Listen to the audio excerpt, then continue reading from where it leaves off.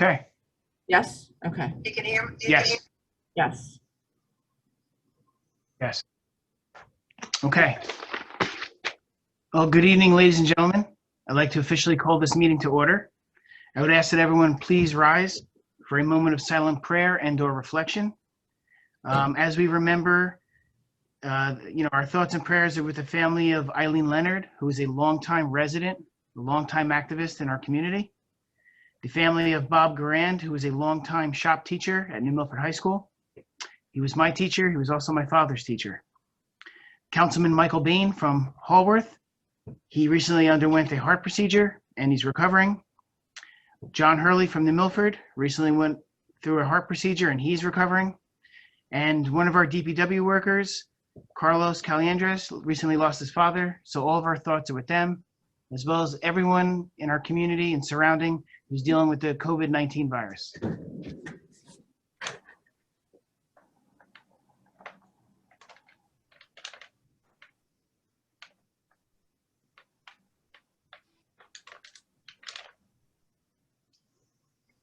Please salute the flag. I pledge allegiance to the flag of the United States of America, And to the republic for which it stands, one nation, under God, indivisible, with liberty and justice for all.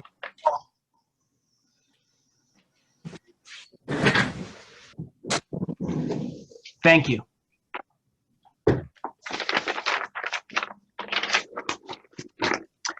For anyone who is watching, please note your nearest fire exits in your house, your car, or wherever you are. The New Jersey Open Public Meetings Law was enacted to ensure the right of the public to have advance notice of and attend any meetings of public bodies at which any business affecting their interest is discussed or acted upon. In accordance with this act, the Mayor and Council of the Borough of New Milford have caused notice of this meeting to be published by having the date, time, and place thereof posted in the Borough Hall, and notices have been sent to the Record and the Ridgewood News. The mission of this governing body is to provide essential services through the establishment and implementation of public policy that will safeguard the infrastructure, provide fair, honest, courteous, and professional services, establish a sense of trust and accomplishment between all residents, and through research and prudent planning, seek to minimize risk while improving our services. We are sensitive to the needs and satisfaction of our taxpayers, while realizing that this governing body cannot be all things to all people, within the revenue constraints imposed by state mandates, economic conditions, and prevailing attitudes about taxation. Clerk, would you please call the roll? Yes. Councilman Present. Councilman Seymour. Present. Councilwoman Duffy. Here. Council President Grotzky.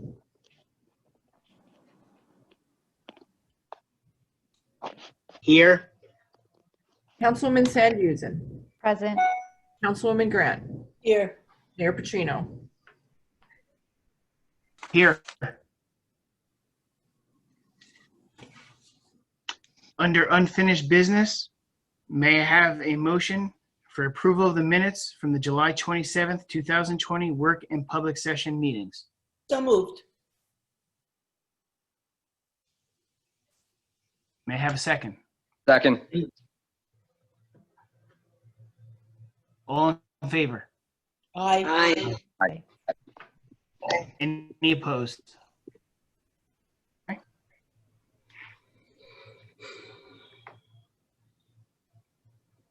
Okay, we have adopt ordinance 2020:10. And I would ask the clerk to please read the ordinance. Yes.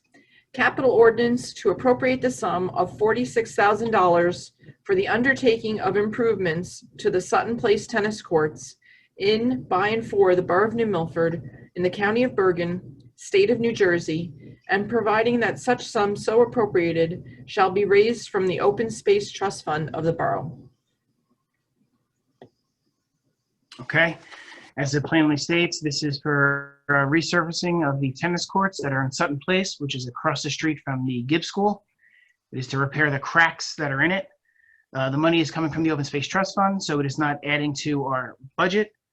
And I would entertain a motion to introduce this, to adopt this Nope. Open to ordinance on the, to adopt it?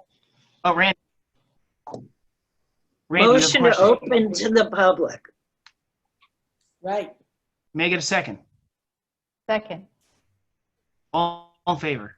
Aye. Aye. If anyone from the public has any questions about this ordinance, which is resurfacing of the Sutton Place tennis courts, please ask your question.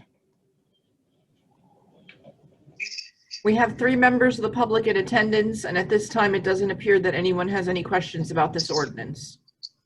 Motion to close to the public. Second.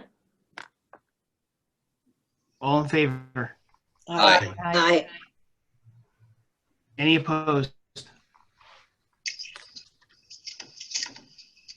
May I get a motion to adopt this ordinance?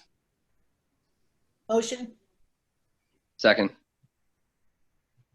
Okay. Roll call, please. Councilwoman Siraki Hurley. Yes.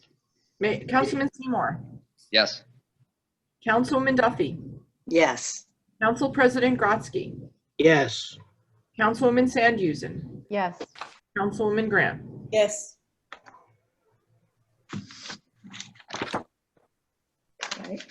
Okay.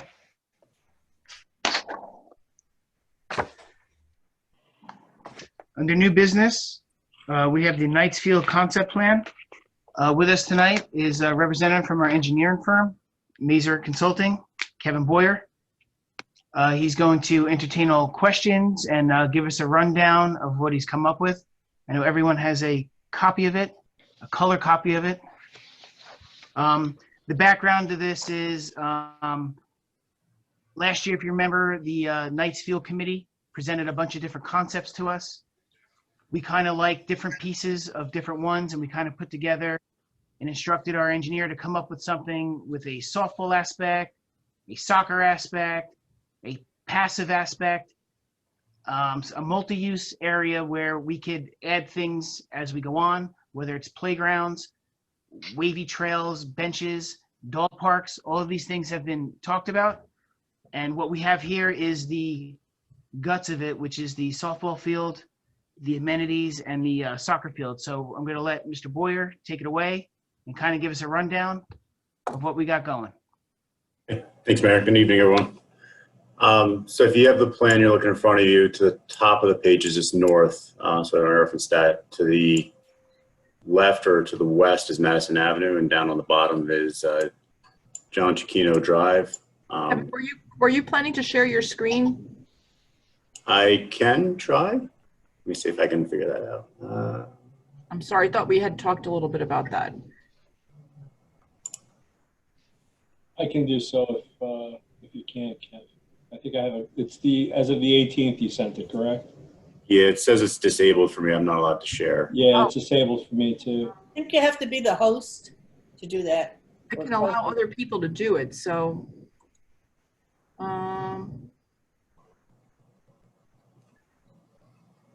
Okay, I'm sorry. If I figure it out, I'll let you know. Chris, if you go, I think in Essential, it should say screen share, Yes, there you go. participants, and you can pull it up. Okay, I got it. And then it'll give you your selection of screens to use, and you Okay, just focus I on put all the. panelists, so you should be able to do it now, Kevin, I think.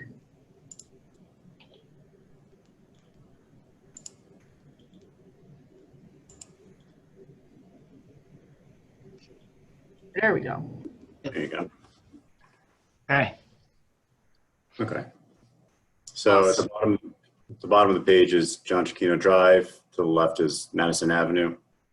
Up to the north is where the ShopRite is now. So what we did, basically looking at the existing concept that was prepared by the planner a couple of years ago or a year or so ago, we kept the baseball or the softball field and the soccer field similar location. We kind of pushed it a little bit more to the corner to open up some areas behind of where the dugouts would be, just for some walkways and just some room for the dugouts.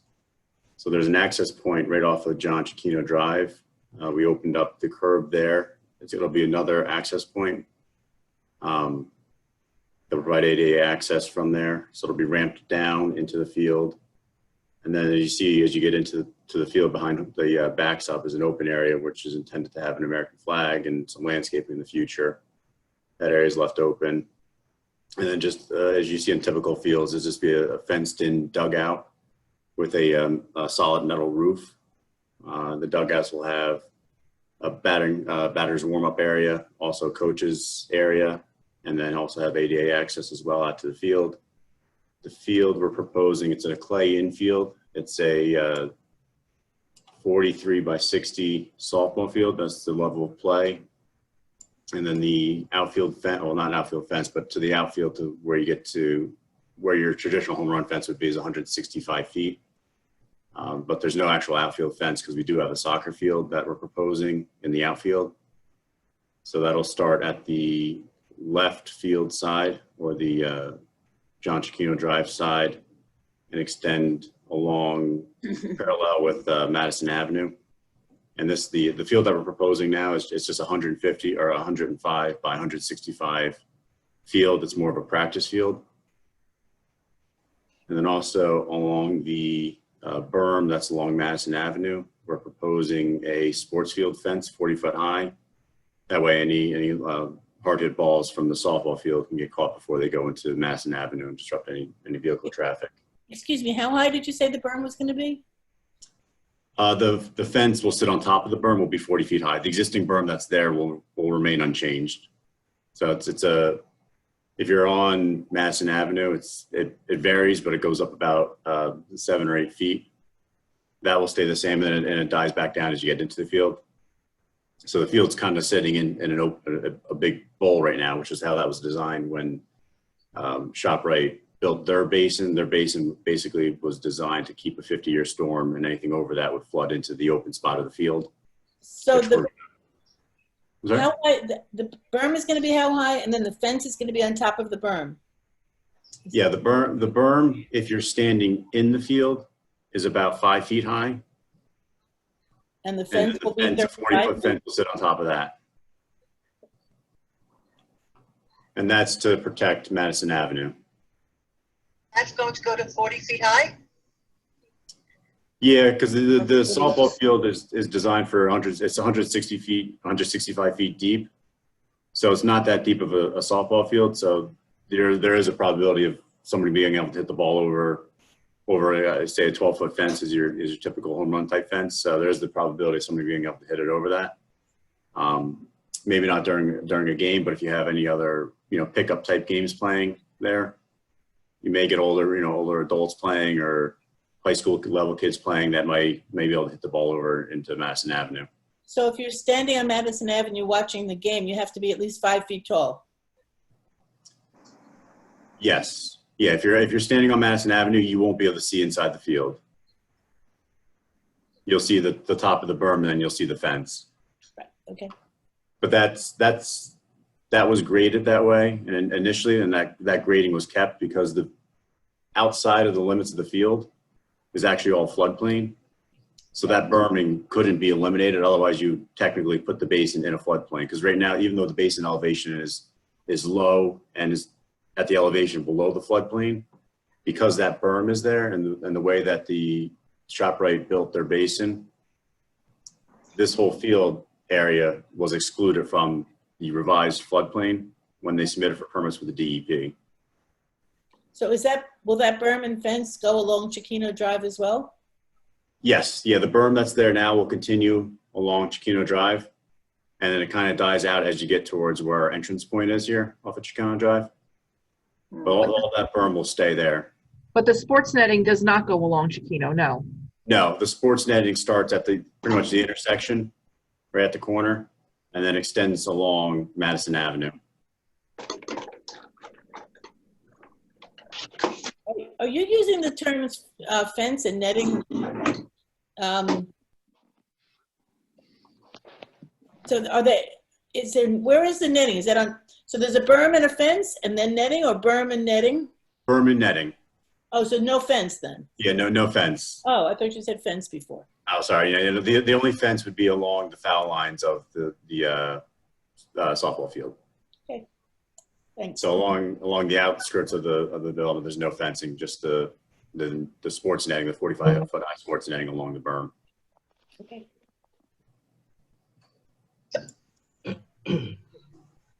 Thea, you have a question? Yeah, I'm sorry, Chris. It's very difficult for me to hear what he's saying. So is there a fence along Madison Avenue, then the netting, then the berm? No, it's the berm and the netting. There's no fence along Madison. So where's the fence that he was speaking about? The fence that he's speaking about, he's using his cursor on the screen right now. It's along the softball field, you know, typically on the third and first and third base line. Okay. Yeah. Yeah, it's just really hard to see on a small screen. I didn't see the. Okay, thank you. Yeah, so they'll be fencing around the dugouts, and then that fencing will continue down the third and first base foul lines. And then getting back to just the field itself, there will be sports lighting around the softball field. So there'll be 4 poles.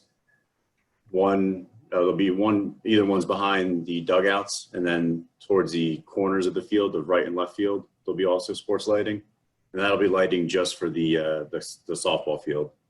There will be some spillage of the lights onto the practice soccer field, but it's not going to be lit for any level of play, just more for practice or, you know, kind of pick up games here or there, but it wouldn't be to any standards. And then also on the back side of the lights that are along the first base and the foul line side are also proposed to have lighting on the back side of it to face downwards. That way it'll, you know, provide some lighting to the open space area. It won't be to any standards, but it'll just have some light. That way if you have people crossing that field to get to the parking lot up top during, you know, or after a game, they'll have some lighting.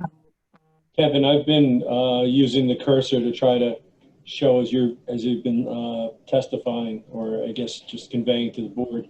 Where's the lighting is depicted? Is that over here? No, that's if you go right behind the dugouts. Yes. See the circles with the extra? Yeah, those Okay, are the so light poles. There's light pole there, light pole here, light pole here, Yeah, and then the other corner. light pole there. Yeah, and those are the typical, you'll see a lot, the manufacturer is pretty much one manufacturer that makes them. It's Musco. It's the LED lights you'll see at most sports field. You go around the area, you'll see them. It's that type of lighting. So it's a very good cutoff. It lights the field very well. And other than that, I think, just the open area that we're proposing to the right of the field, between the field and the parking area, is just an open area right now at this point. We plan for just benches in the future, tables, and then, if anything down the line that you want to propose in that area, you have an open area to propose it. But right now, that'll be just grass.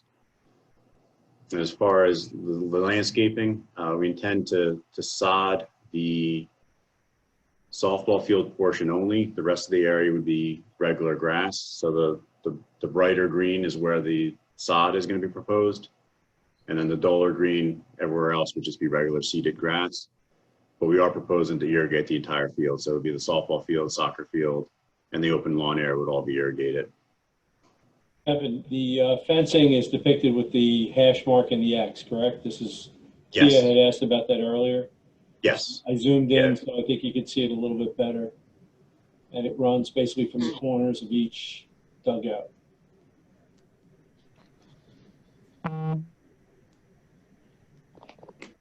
And then the last thing we're proposing is to open up a driveway entrance from the main parking lot up top onto Chicano Drive. So we'll open up that for a two-way access point in and out. And it'll be right, or left in, right out only, since that's a one-way street. And we were also talking about some sort of a mechanism to stop traffic from coming from ShopRite, correct? And you're going to look into that with the chief? Yeah, there's a few ideas of how we can kind of go about doing that. One thing that we thought about internally just is even doing like a raised cobblestone, almost like a speed table or a speed hump was an option, and then just putting signage there. That way, people typically won't drive on it, but it's if you need to have it for emergency access, they can easily drive over it. Other options with gates are kind of limited just due to the space in that area and the sidewalk. So having a swing gate with a sidewalk nearby isn't easy. Having a gate that's, a lever that just lifts straight up is an option as well. It's kind of something that I just kind of would sit out there though. You kind of want something a little bit more smaller and a little bit more decorative, not just a gate kind of sitting out there. So it's kind of limited on what kind of options you want. But that can be added at any point. I think it looks great, by the way. Thank you. Thank you. I have a question about the soccer field. So if people are playing on the entire soccer field, they'll be playing on seated, part of it is seated and part of it is sod. Correct. Okay. It'll take about a couple, probably year to 1 to 2 years, a couple growing seasons for the grass and the seeded grass and the sod to blend in. So you'll see a distinguishing mark. It'll take a few weeks for the seed to germinate and grow, and you'll see a difference for the first couple playing seasons, and then after that it'll mesh together. Nice. I have a question. Sure.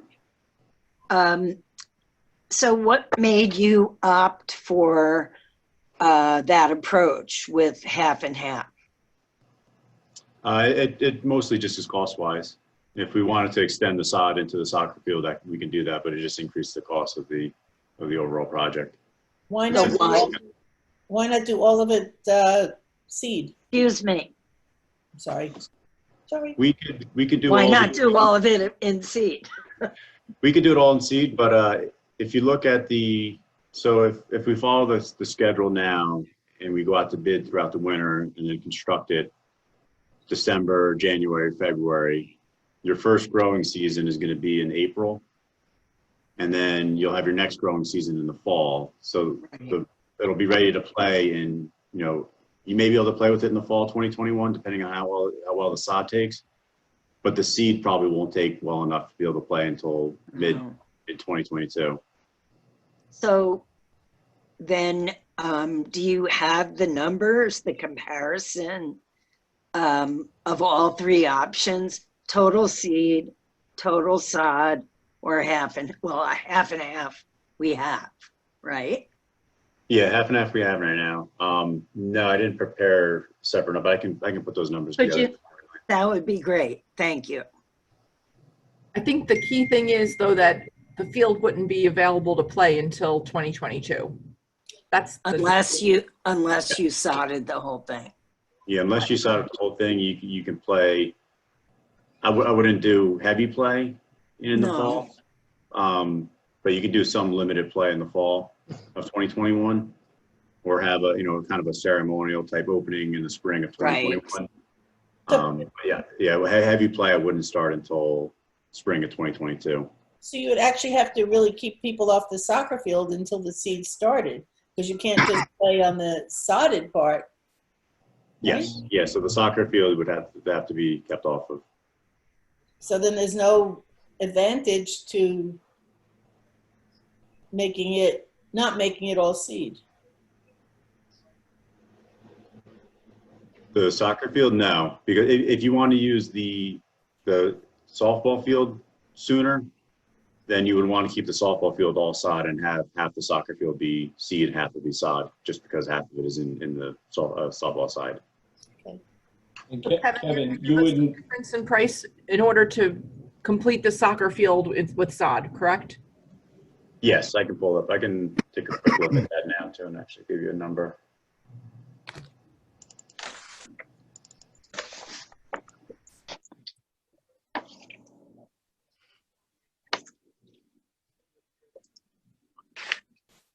What number is that on the project key? If you the cost estimate, yeah, it's item number 33 is the there seed, it is. Okay, and item number 31 is the sod. So it's additional $5 a square yard.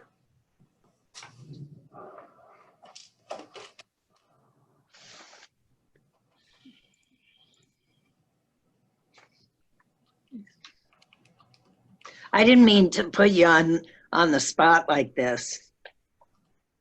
That's okay.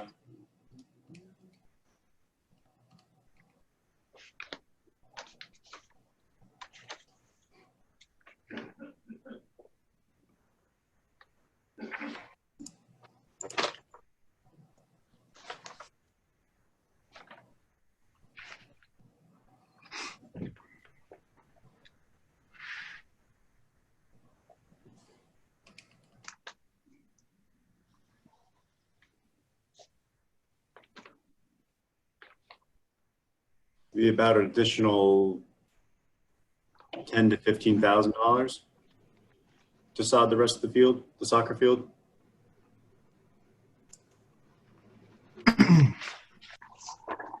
Well, it's something we could certainly think about.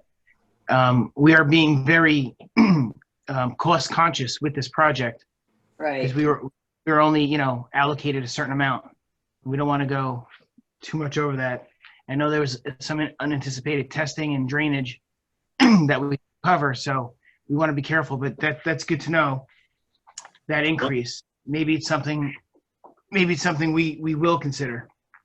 Yeah, we can look at too is maybe just including that as an alternate bid to see if we get a good price on sod. Right. Maybe worth it to do that. So we can maybe include it as an alternate.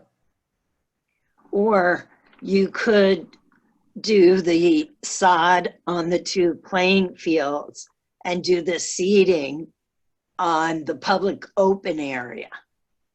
Well, This the way- difference- The public open area is going to be seeded. Yeah, that is. It is Yeah. already. Okay, that's, so then, yeah. All right.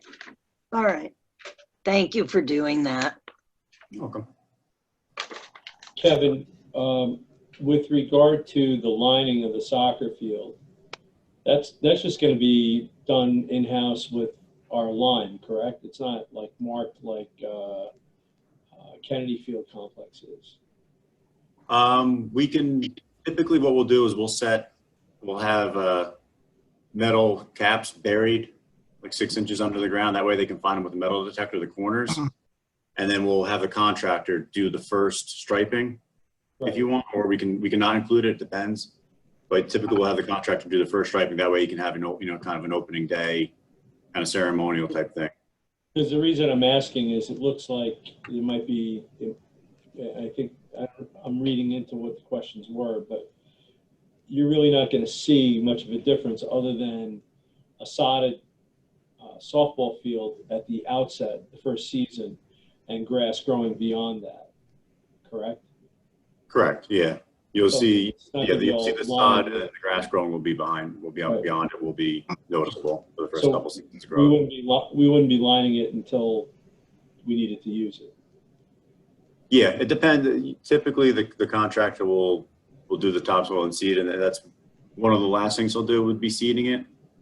But by the time he finishes everything though, final punch list stuff, clean up stuff, it usually takes a few weeks to kind of get the last, few ends tidied up. So you'll have some growth. So there is the potential to stripe it if you want to stripe it for kind of a opening day type thing. But it wouldn't be really necessary to, because you wouldn't really be planning on it at that point. It'd be more for a visual. So at the outset, we're going to have a softball field, and that's what it's going to look like. Yes. Yes. So the softball field, would be striped for opening day by Right. the contractor. And then the following season, you'd have both, and you'd have the soccer field there as well. Yeah. Councilwoman Sandhusen, you had a question? Yes, I do. I have 2 actually, both related to electricity. The first one is in reference to what you mentioned earlier about the lighting. You said that the poles there's going to be 4 poles and that the softball games will be lit. How is it going to be with, this is a 2-part question. Lighting for safety of pedestrian exits out on the walkway, and how is it going to be possible to add lighting in the future? We can add so the first part of the question, the lighting for pedestrian safety, there's no site lighting proposed other than the sports lighting, but on the backs of the sports lighting will be down lighting. So there will be some lighting on those path areas. And we'll try to light them up as much as we can without, putting your spotlight on it. So there will be some light to the extent of being safe for pedestrians to walk at night if they want to, go for a walk. I wouldn't really recommend that. It's more just so, as the evening's kind of closing out and people are leaving, it just gives them some light just to walk off the field. But it wouldn't be for people to throw a baseball behind the dugouts or something like that, or hang out and congregate after and, do any sort of play or practice or running around. It's not that type of lighting. Okay, thank you. But And there is electric. We're going to run electric for those lights, and we do anticipate putting in some outlets and some other conduits, just so you can run future wiring and future lighting in the future if you ever want to add additional lighting. okay, thank you, because that segues right into my next question is, do you have I couldn't tell from the schematic, I'm looking at the outline map, where would the electric box, do you have a proposed location for that electric box already? No, not planned? yet. It'll be probably close to one of the dugouts. But it'll depend on, once we meet with the utility company, where they're going to bring the power in and where they're going to set it. Okay. We can kind of request where we want it, but they kind of will dictate where it actually goes. So it'll take some communication just with the utility companies for that. Okay, because we're exploring, because I'd like to see if there is possibility in the future to set up electric charging stations, and I'd like to see if there's possibility, since we're going to be doing work underneath, if there's a way to set up those charging stations. The recommendations in my research are that they go the closer to the power box, the more cost effective the installation is. So is there anything we can do forward thinking for that? Like, are there any places in the, so can we mark, is there any way we can kind of put some opportunities for future installation in there? You can, but it may end up resulting in a larger transformer now at this point, depending on what the power is coming off. I'm anticipating that the power will come from Madison Avenue. And I don't know if there's any room on the utility poles to put a pole mounted transformer. So you may get a pad mounted transformer. And at that point, the cost would increase. And if you were anticipating adding stuff in the future, like charging stations or anything like that, we would have to, at this point, get a larger transformer to accommodate that type of stuff. So it would increase the cost now. It's not like it couldn't be done, but it would just increase the cost of the transformers at this point. But as far as locating the transformers and the utility boxes, it'll probably be somewhere close to Madison Avenue or the third base dugout side. We want to locate a little bit higher up towards the field, just because the lower portions of the field where the soccer field is now is areas that are going to be wet, because it is still all basin. So the way it'll be graded is if the basin overflows, it'll overflow into the soccer field area first.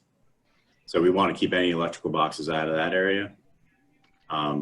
And then I'm assuming, I don't know if the charging station, if you put it on Chicano Drive, or if you would put it up on the actual larger parking lot area, running the conduit and the wiring for that would be costly depending on which route you go. But it could be sized now at this point for that, if you wanted to do that in the future. Well, let's get a price. Why not? I know Vince is away on vacation. Vince is the clerk of the works. Vince, we had a conversation in the past about electric charging stations and this field. He knows more. I think he has some information regarding the power, the amount of power, and how it would work. So we should also get his input when he returns, because I think he has some information on that as well. Okay, good. Thank you. And going back to pedestrian safety, Chiquino Drive also has the street lighting, the streetscape lighting. So there are poles with lights every 10 feet as well. So that helps. Thank you. I like the aesthetics. I can't compliment you enough on the hard work that you've done. I really like what you've done. Thank you. Thank you. Also, if I might add something, I think we could possibly get grants for electric car vehicle charging stations. That's something that should be looked into also. We did look into it last year, and there were reasons why it didn't work out. I don't remember off the top of my head what they were, but we did explore it. It's not something that we couldn't possibly explore again. In addition, I've also reached out to Millennium to ask if they could review the project and see if there was eligibility for a Bergen County Open Space Grant as well. Excellent. Mm-hmm.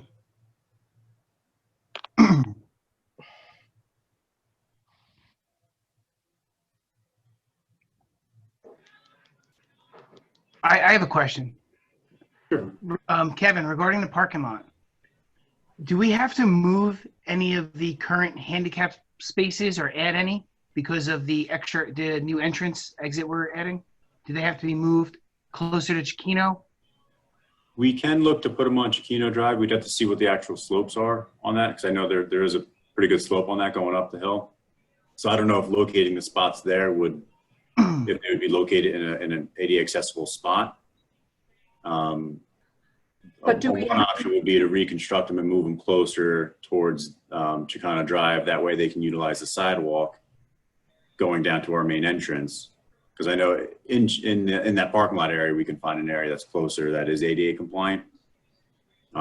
Keeping them where they're at now, they're still compliant. It still provides access, even though the route's kind of long.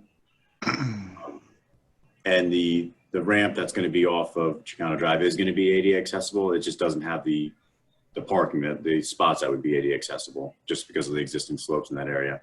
Right.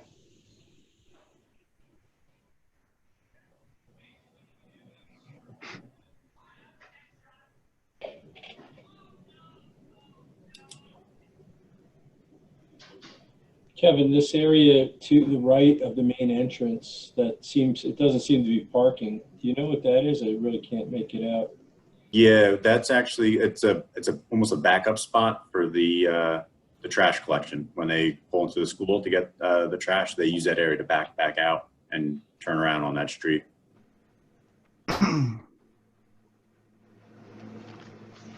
So putting 4 ADA spaces here, that's going to cut down on high school parking too.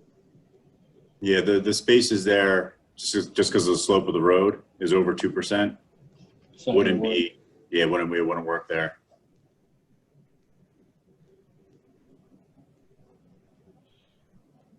Because the problem I foresee is you have ADA miles away from where they have to get to. I don't know how that flies with an ADA access suit. I mean, even if we like some quite distance. moved it closer to here. Yeah, we can move it closer Better down to that area. It provides the closest possible route really to access the field, short of providing a ramp down the slope and through the open space area. I mean, this is an existing curb cut right now, correct? That area is existing landscaping. We're adding the dark gray is where we're adding the new driveway into that park. No, I understand that, but you'd be better off looking for the ADA closer to here, because at least they could use the sidewalk into the entrance as opposed to having to go through a parking lot. Yeah, well, the current ADA spots, there's a flush curb at the sidewalk, so they can use this. They can go onto the sidewalk there and go the same route. Yeah, down that route. I see. Okay. So that's existing. That's improved at this point. Okay. Yeah, that's existing there. And then in terms of the pervious concrete, that's not a problem with wheelchairs or any kind of scooter or anything? No, it'll be all ADA accessible.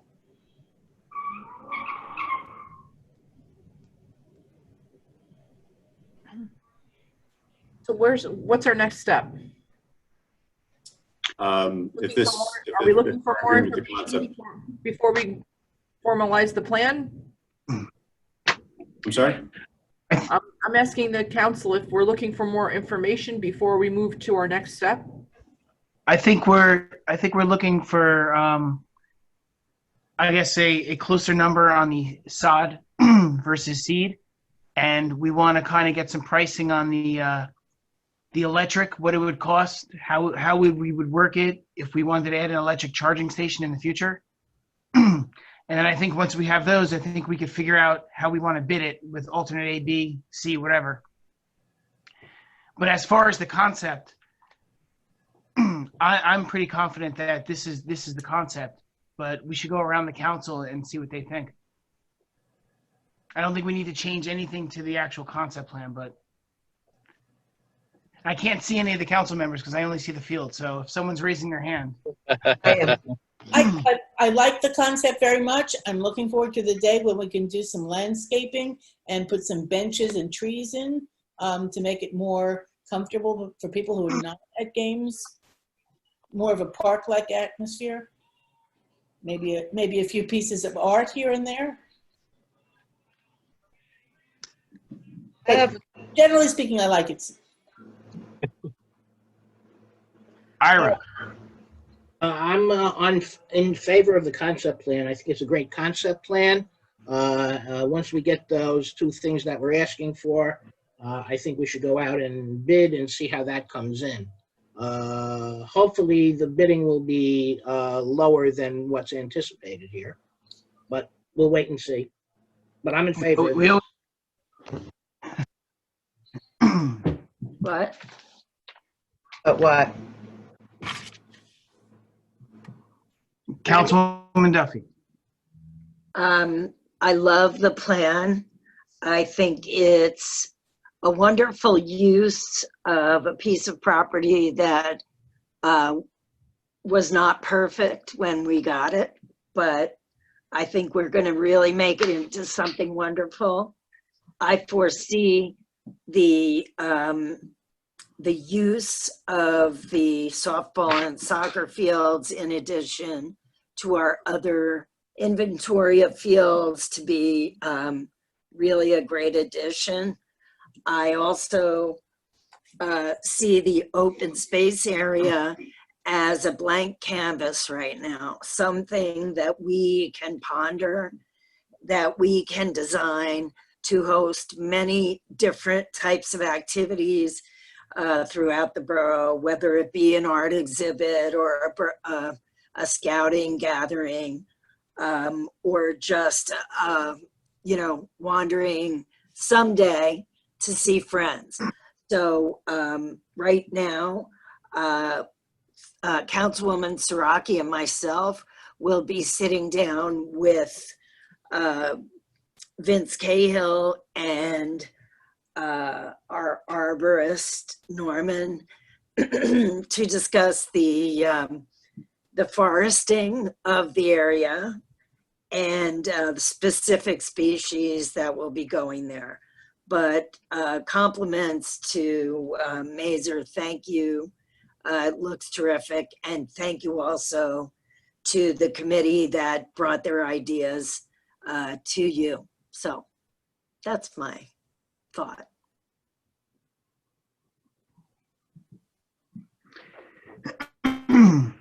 Do we need a resolution or a vote to move forward? Well, Thea had her hand raised. Thank you. I just have one question. I'm sorry, I can see her. Oh, on the lighting that we have, that you have on the going towards the open space area, how much does that expand over to that area? How much lighting will be? I don't know the correct term for it. Do you understand what I'm saying? You mean How much of those two poles will go over to the space that we have here? And if need be, will we be able, once we have a design for the open space area, whether we wanted the park light or the meandering of a walkway, would we be able to add some other decorative lighting poles? Okay, so with the sports lighting, we could probably, depending on how bright of a spotlight, because it's going to be almost a spotlight, it's going to throw a lot of light out. So if you want a really bright spotlight, you could throw more light out farther, but it's going to be, looking into high beams almost, as from a car. So you got to kind of trade off how much glare you want to throw out. But you'll probably end up with maybe a 1 foot candle midway through that area. I don't think it probably won't throw it all the way to the parking area, but about halfway through the field, you'll probably have some lighting. Okay, I think I was also more concerned about the open space area to the right of it going towards River Road. That whole space. Yes, you'll get about half a foot candle, maybe to the midway point between there. And then beyond that, there probably won't be really any lighting with the lighting that we're proposing on the backside of the sports lighting. Thank you. Mm-hmm. Unless if you go with, you can go pretty much take the sports lighting and flip around the other way and light the whole other side, but you're going to double your cost with the additional lighting. So the lighting that we were thinking about would be mounted somewhere about maybe a third of the way up the pole and be more like a wall sconce type light, and it'll be down lighting in that area. All right. But as far as, in the future, we can look to size the service to have additional lighting in the future too, if you want that, decorative bollard lighting or decorative lighting throughout the open space area. Okay, could you say that just again, Kevin? You can size the. Yeah, we'll get a price to increase the service size, so we can have additional lighting in the future if you want to add stuff, or if you want to add any electrical needs in the future if you want to add stuff. We can look at the cost. Would it be to increase the service size? And could that be added later, or would it be wise to put it in now? It depends on how much you want to go. If we're going to add additional lighting and the charging stations, I'm not sure if that's going to result in a transformer twice the size or not. But it would probably be better to do it now, especially with the wiring size and the conduit size, because you don't want it to redig everything up, a couple of years if you decide to put stuff in. Are you as far as seeing the transformer, we may be able to size a transformer for a smaller one now. It depends on the utility company if they're going to, in some cases they'll work the cost of the transformer and the equipment into your monthly bill, just because if you're going to be a high user, you kind of pay it off as you go. If you're not going to be a high user, with especially with just the LED lighting, you probably won't be a high user, so there probably be a charge up front just for that equipment. So if you were to buy something smaller now and then a couple of years from now want to increase it, you would just have to rebuy all that equipment again. So it may make sense to buy it now and just buy the larger stuff now. That way, in the future, you don't have to worry about rebuying anything. Yeah. I guess I would also include, in case we ever wanted these smaller T lights along a walking path through the open space area. Okay. Thank you. You're welcome. Well, Kevin, in the discussions with Vince, my understanding is you're going to have conduits throughout to allow that kind of detail to be added at a later date, correct? Yes. Yeah. So we were going to run conduit out to where the sports netting is along the berm for future scoreboard. We were going to run some conduit to the triangle area behind home plate. That way, for any uplighting for an American flag or for a PA system, you'll have a couple outlets, stuff like that. Can we run access lights off of that if they determine in the future to set up a walking path or something around there? Yeah, they can add lights to that, and then there'll be outlets too at the base of the sports lighting poles too. That way, if you want to plug something, pitching machine for instance, or something like that, you can plug stuff in. So we have the flexibility to add other items, but we need the power. So it really comes down to the transformer. Yeah. Okay. And there's currently detail lighting around the parking lot, correct? These, I guess, the poles that run down the driveway, and it's in the parking lot. Does that throw any light into the open space area? Not much. No, not the site lighting. Wouldn't throw it. It throws a little bit in, but not an area, not enough to light the open space area. Okay. To any usable. You'll have some lighting just for visual. You'll be able to see 5 feet in front of you, but to be able to throw a ball at night, you wouldn't be able to do that. Well, I don't think that's the intent. I think the intent is trying to have other uses there. I think we won't know the type of lighting that we'll need until we figure out what we want to do with the open space area. True.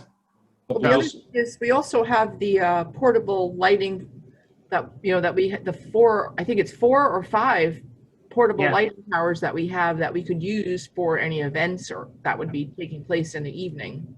Yeah, we're gonna be okay. We're gonna be okay. Well, I'm going to ask for a motion to move forward with the concept plan.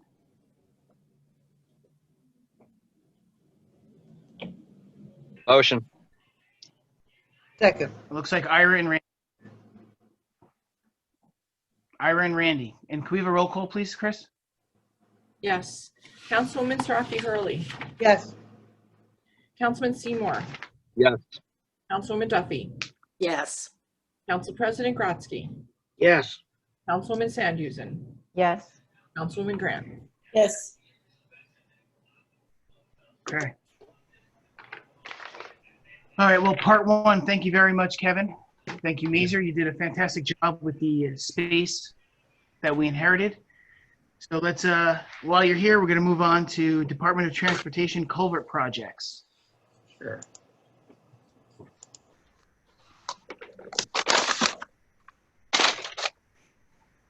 Okay. So we reviewed this briefly at our last meeting. And there were some questions because the one section, there's 3 culverts that we're looking at. And of the 3, one is significantly more expensive than the other 2. That would be the Steuben Avenue culvert. And one of the things that we were talking about was whether or not, if we're able to line the culvert, it's one price. If we're not able to line it and it has to be completely reconstructed, it adds approximately another additional $50,000.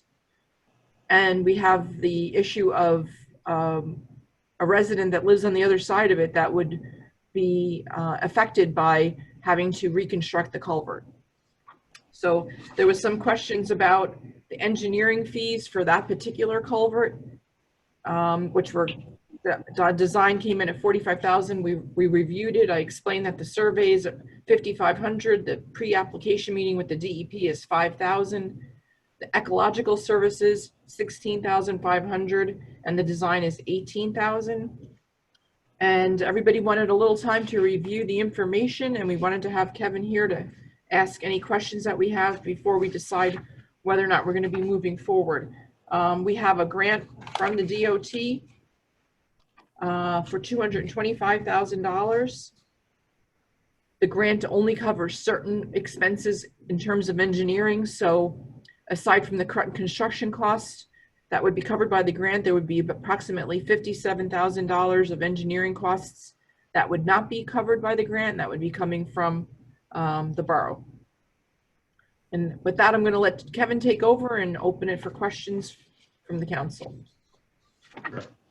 So the first 2 culverts, the Boulevard culvert and the Floral Court culvert, those ones are pretty straightforward as far as the repairs that are needed for them.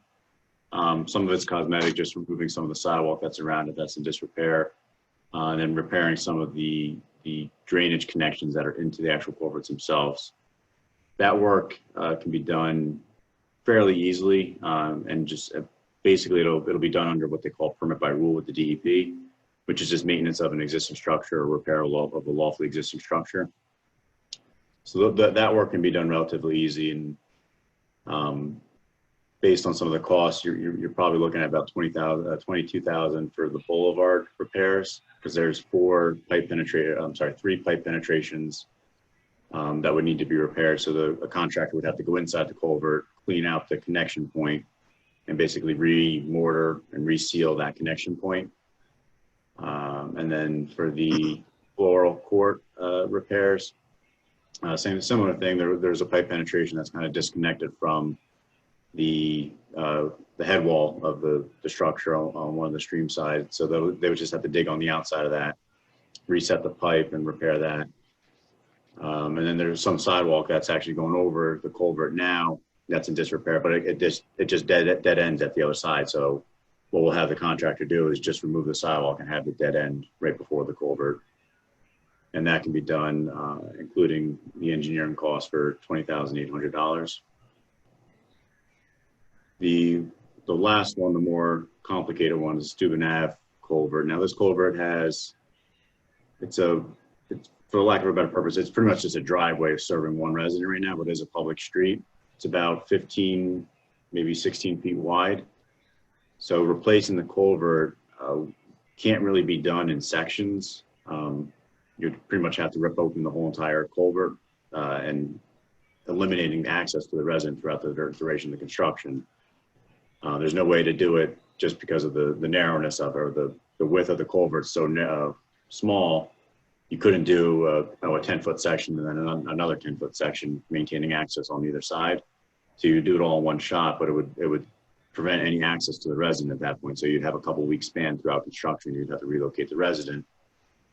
So one of the approaches that we thought would be to line the actual culvert itself. So it's a corrugated metal culvert right now. The bottom area is kind of rusted out. Some of the wing walls are in disrepair. So what we would do is, and much like you see in lining project for a sanitary sewer system, they line just to prevent inflow and infiltration. We would do the same thing for this. We would bypass pump the stream around the culvert. They would do any structural repairs inside, remortar, re-cement any areas that have any big gaps in it underneath the bottom where it's all rusted out. And they would pretty much put a big balloon in it, blow it up, heat it, and it cures to the culvert, and then they cut out the ends again, much like they do for a sanitary sewer line when they line a sanitary sewer line.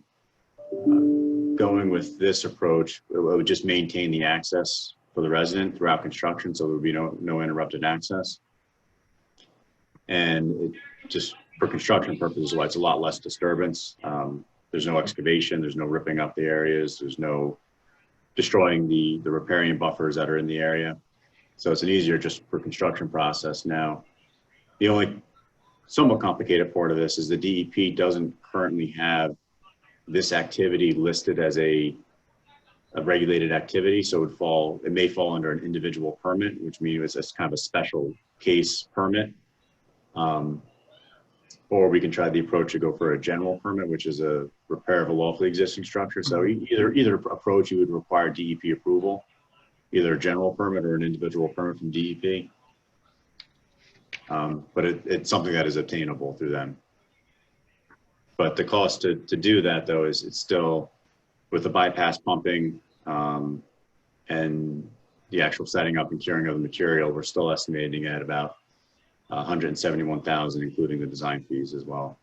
So the design fees are large based on the fact that we have to go to DEP. So there'll be some justifications of what we're doing and why we're doing it, and that cost is a little bit high now, just because we're anticipating that they may require what they call a HECRAS study, is just to show them that there's no upstream or downstream impacts of our project, which is kind of a larger, and for this scale of a project isn't really necessary, but that's something the DEP may require us to do. If they don't require us to do it, then the permitting process becomes a little bit easier, and the cost also would go down as well for our fees. And then it's the same approach to it. If we were to reconstruct everything, it's pretty much the same permitting. The only thing that would increase would be the duration of the project. The construction would increase, and then the actual cost itself would also increase by about $50,000.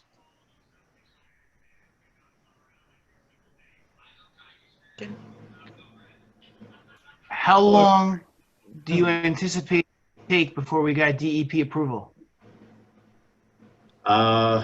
Before COVID, they had 30 days to deem it complete, and then 90 days to review it. So you'd have a 120-day schedule for them to come back with an answer. And they've always taken those 120 days to come back with an answer. With the new with COVID now, the governor gave up on that time frame. So now they have indefinite to review an application. So we have several applications in now. Some of them we've gotten back in the time period. Others we haven't. So kind of a case by case. This, although it is kind of cumbersome, it is somewhat straightforward as far as the permitting process of what permit we would apply for. So I wouldn't anticipate it shouldn't take more than a 90-day review, but it's hard to say now that they don't have that restriction anymore now with the review. But I would anticipate at least 120 days before they give us their permit for approval. And once they give us that review, how long would the project itself take? So if we were to start today with the design and go through that whole process, we would have something to the DEP probably we'd have to survey the area, identify wetlands, and identify the flood hazard area. So the design process would be a couple months, and that would include meeting with DEP, going through our permit process, and the actual submission. Once it's submitted, you'd probably hear back from them in maybe end of December, early January. And then from there, you would go out to bid. So it'd be about a month, and then you'd award the project in probably February. And then the actual construction of the project, if we were to do the lining, it takes about a day for them to remortar, restructurally support any areas that need to be filled in, and then about another day or two to do the actual lining, and then another day to clean up. So the actual construction, if they were to line it, would probably be 1 to 2 weeks. If they were to rip out the culvert and put in a new culvert, then you're probably looking at a 6-week construction schedule. So you look to probably complete, if you were to start design today, you'd probably have construction completed in April timeframe. April if you were to replace the culvert entirely. March if you were to line it. Thank you.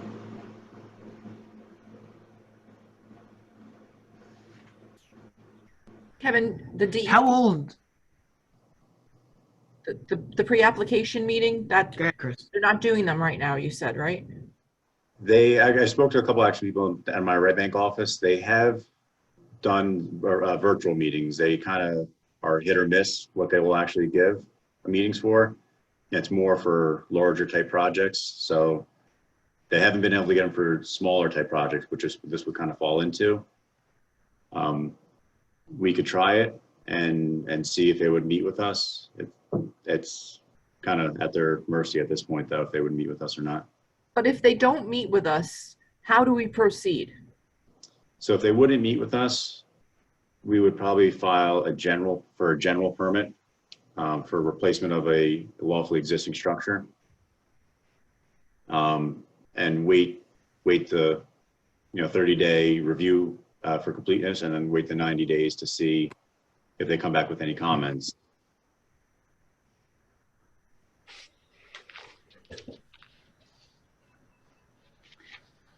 So if we had financial limitations, how would you prioritize the 3 culvert projects in order of importance that we need to get done right away and so forth? Due to the concerns with, I know fire and emergency access was a concern over the Steuben culvert, I would prioritize that one first. The other 2 aren't, for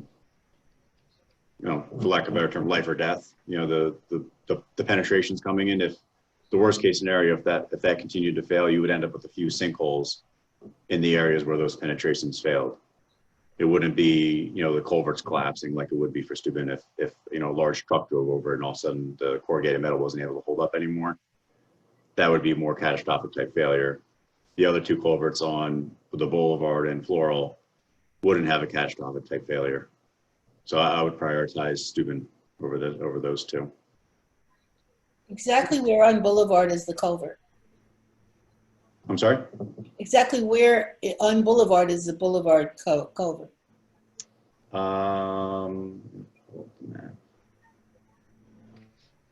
Randy, you're muted. Is it south of Ridge? I think. It's where the paving just happened, I thought.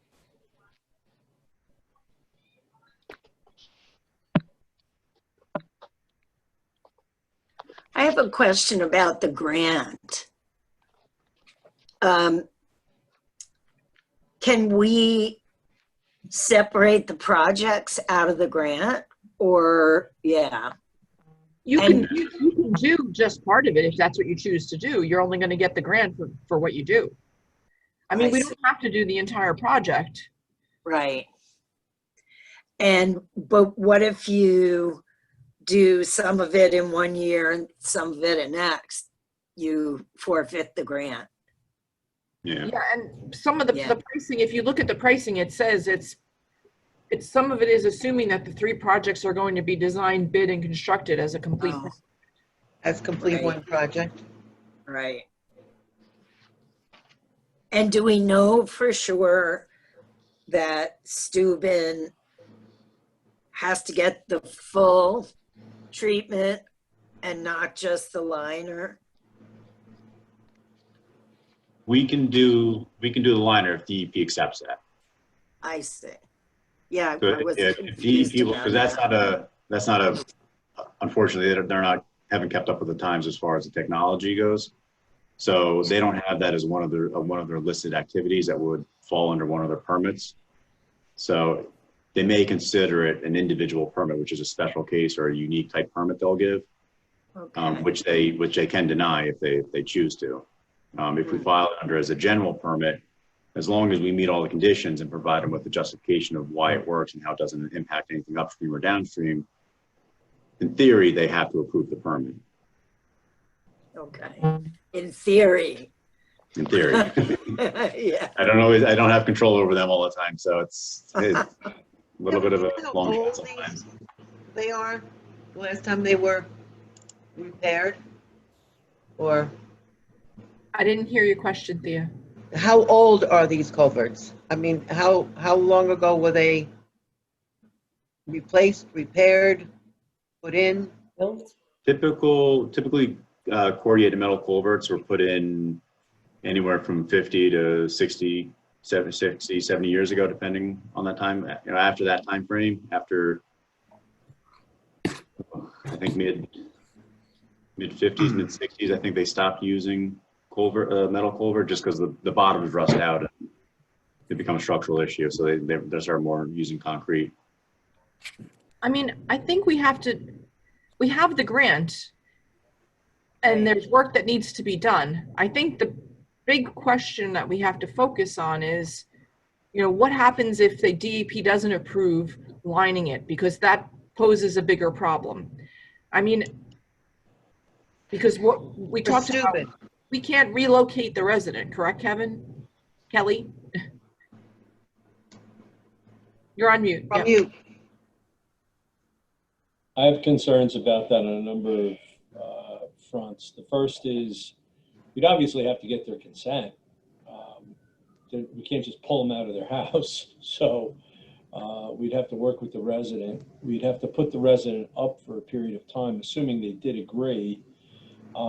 And I just don't have the confidence Kevin has in construction projects. I've seen delays, and this could be an open-ended issue for a period of time.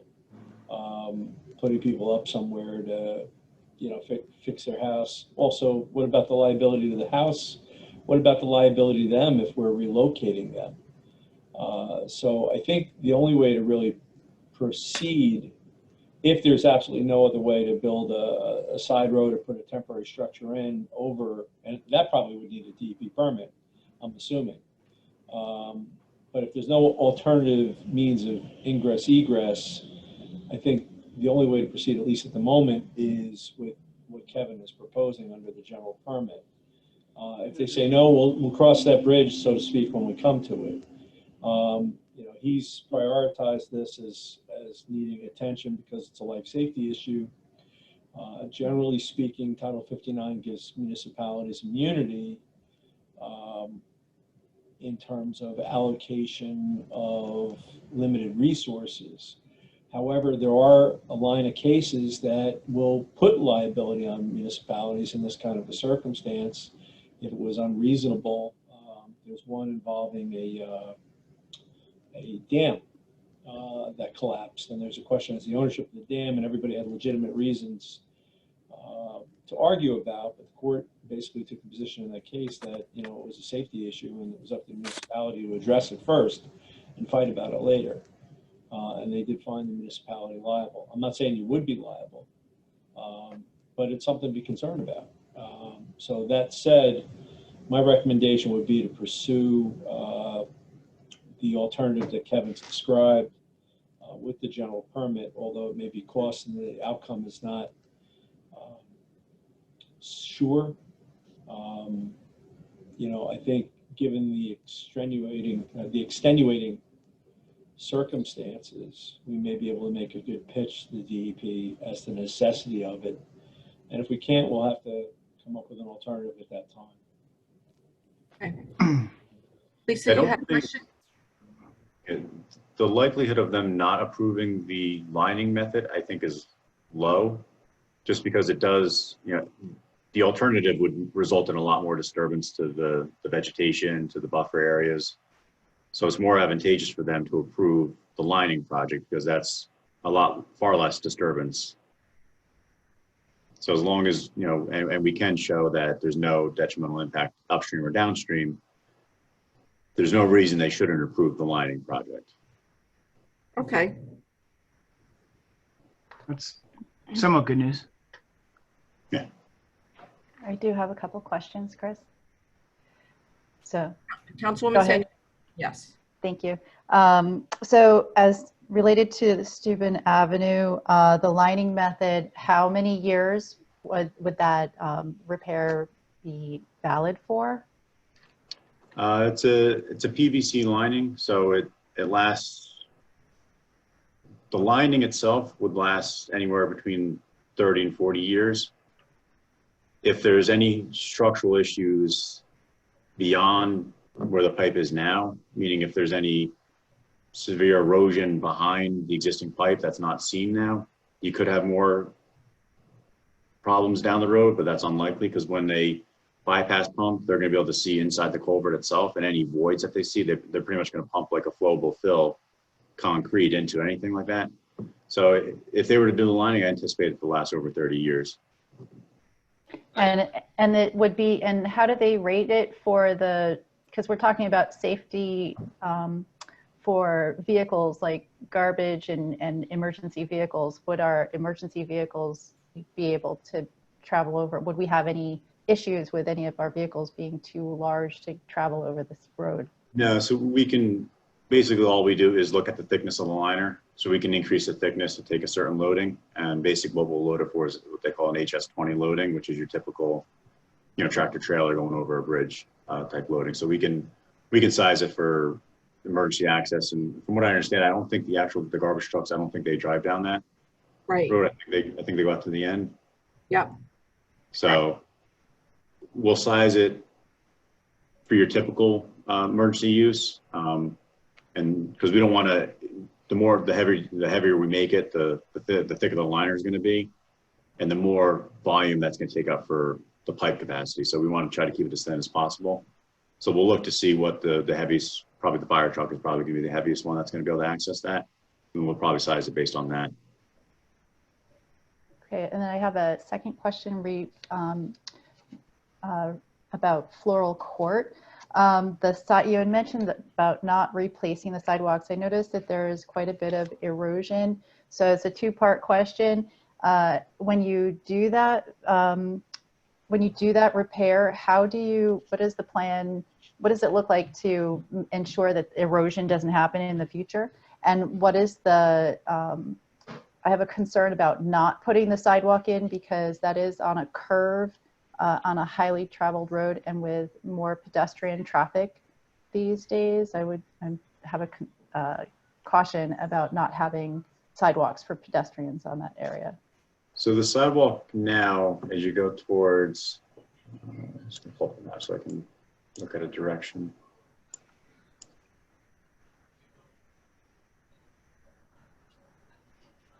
So the sidewalk is on the south side of Floral Court, and as you go towards Birchwood, the sidewalk actually dead ends just after the culvert itself. It doesn't continue all the way down to Birchwood. So we could continue the sidewalk if you want to continue it, but it would just be additional cost. It wouldn't be much cost to continue the sidewalk if you want to take a look at that route. So we would look to end the sidewalk just before the culvert. And as far as the erosion, would just be reseed it, regrade it, topsoil seed it, and the grass would help for some erosion to some extent. If you get larger storms or concentrated flow continuously over that, you'll see some additional erosion. just because it is grass now, so if it sees heavy flow, it'll erode. If you don't want to see erosion, you'd have to basically revegetate it with natural brush that's in the area. But if you want to continue, if you want to continue the sidewalk, we can continue the sidewalk down. I don't believe there's sidewalk on that side of Birchwood though. So if you want to continue all the way down to Birchwood, or if you want to stop just after the culvert or around that curve, that way people can walk on the sidewalk at least along the curve. That is on a curved road, so and traffic, flow through traffic, vehicle traffic is speedy through there, so it would be a risk. I would like to at least have mayor and council look at it, explore it a little bit, make sure we're making a long-term decision. The thing is, you're talking about actually adding sidewalk. So they're not adding, I'm not asking about adding sidewalk, but just, there's already sidewalk there. It does need to be replaced. It is eroded, but. Right, but he said it dead ends right after the culvert. Yeah. So yeah, we would how much take up and it would sidewalk? Culvert. How many panels of? How much sidewalk would not be It's probably like slab? It's probably about 50 feet maybe of sidewalk, if that. So if you were to replace it, you're probably $2,500 to replace it if you want to replace it to 5,000. It's a small area, so you might get a little bit, bumped up number. So you're probably between $2,500 and $5,000 to replace it if you want to replace it.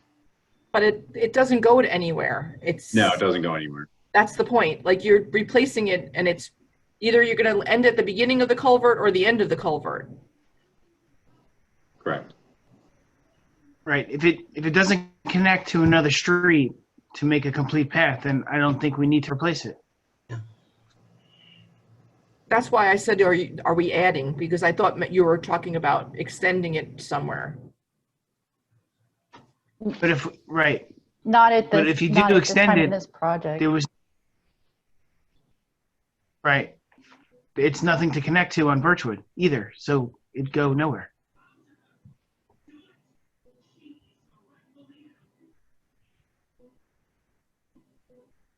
Okay, my question's answered. Thank you. Anything So else on culverts? In order to move forward, I would have to put together an ordinance to finance the project. So I just want to make sure that everybody's okay with me moving forward in that direction. And it would entail an additional cost for us of approximately $57,000 that I would propose that's going to come from the capital improvement fund. Or we could bond it.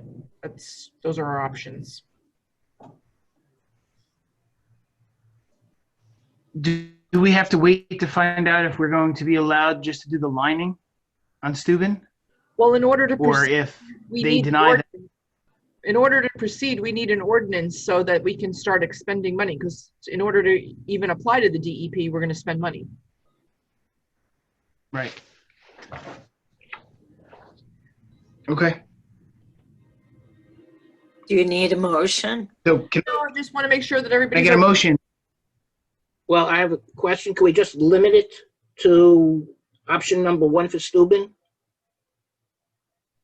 And just put in we would do the 213,800, correct?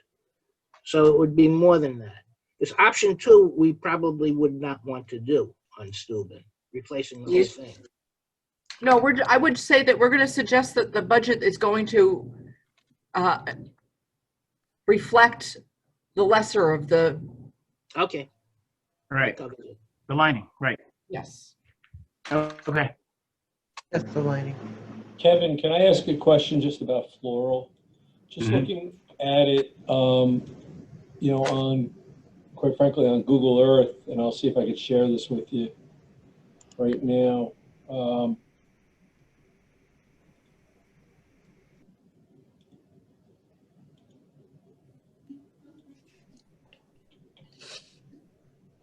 Can you see that? Yeah. Yep. And believe it or not, I can't see it because I'm sharing it with you guys. But does that damaged area have anything to do with the culvert? Because the street is, that's a 220 photo of the street. I haven't been by there, but it appears to be in pretty rough shape. I don't believe, I think Yeah.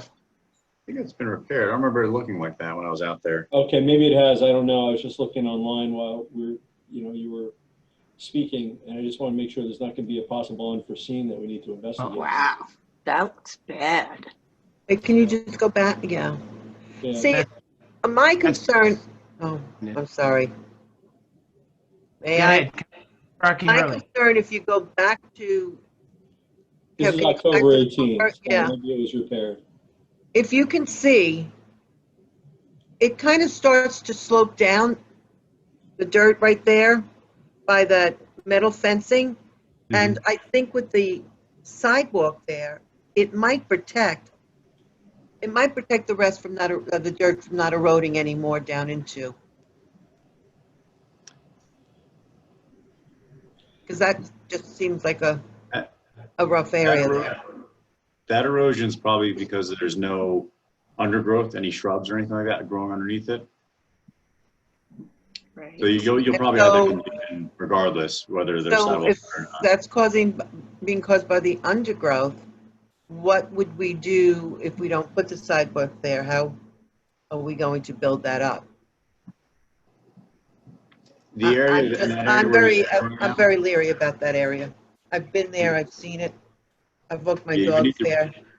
Yeah, you need to replant native vegetation, ground covers, shrubbery, root system to hold the soil back. What happens a lot, residents will maintain a lawn as close to the stream as they can. And what always ends up happening is that always ends up eroding because there's no root system there to hold the stream back anymore. So it'll start eroding all this, to the side there. Yeah. So if you wanted to prevent that or slow that from happening, you basically just replant all the native vegetation again. That the homeowner probably in a couple of years will cut out again.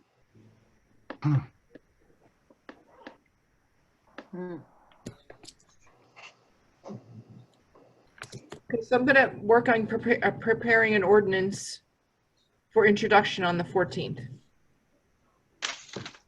Yes. Please. Do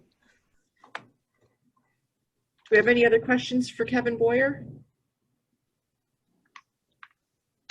Okay, thank you, Kevin. Thank you for your. Thank you. Thank you. Thank you, Kevin. Thank you very much. Thank you.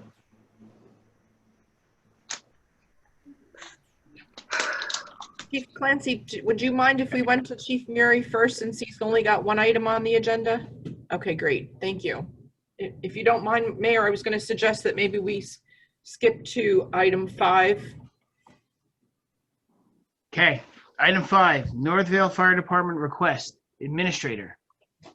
Okay, this request came about based upon a letter that went to the mayor and council from the deputy chief of the Northville Fire Department.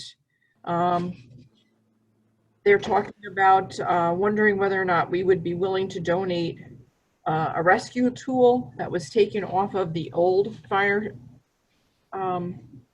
engine after the replacement with the new fire engine. And we talked about this in a similar fashion on a different piece of fire equipment, and had Kevin Kelly was involved in that conversation. And at the time we discussed the fact that it needs to be a government, there's only certain ways that you can dispose of public property. The primary way is through auction, but there are some circumstances where you can transfer it between government entities. So if we are to entertain it, we would actually need a letter from the Northville administration asking for this donation. But we figured we could have the conversation and discuss whether or not this is something that the mayor and council want to entertain. Chief Murray, did you want to say something about this? Not too much, no. I mean, from what I understand, if it was under a certain dollar amount, it's doesn't have to go to auction or whatever, something to that effect. If the fair market value of the property exceeds $2,500 on any one sale, then it has to go to public sale on highest bidder by EGO or similar. If it's under that, it doesn't have to. But there are other requirements for the disposition of public property. And I Right. guess one question I have, Chief, is we replaced this hearse with a new hearse. Correct. When we took it as part, that was part of the grant, correct? Correct.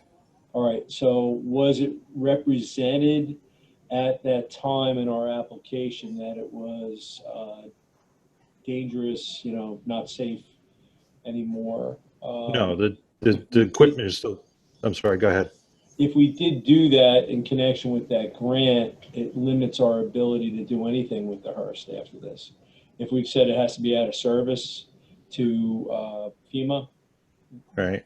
that's the same problem we had with the old truck. And with regard to Bergenfield, the issue was they weren't going to put it in service. They were going to use it as a training mechanism, which we felt comfortable with. Right. But with regard to this particular piece of equipment, that's the question I first would have. Well, we received the new tools through the grant, but they didn't specify about the old tools. The old tools are still good, and because we originally got a trade-in price for the old hearse, and it was only about $1,200. Okay.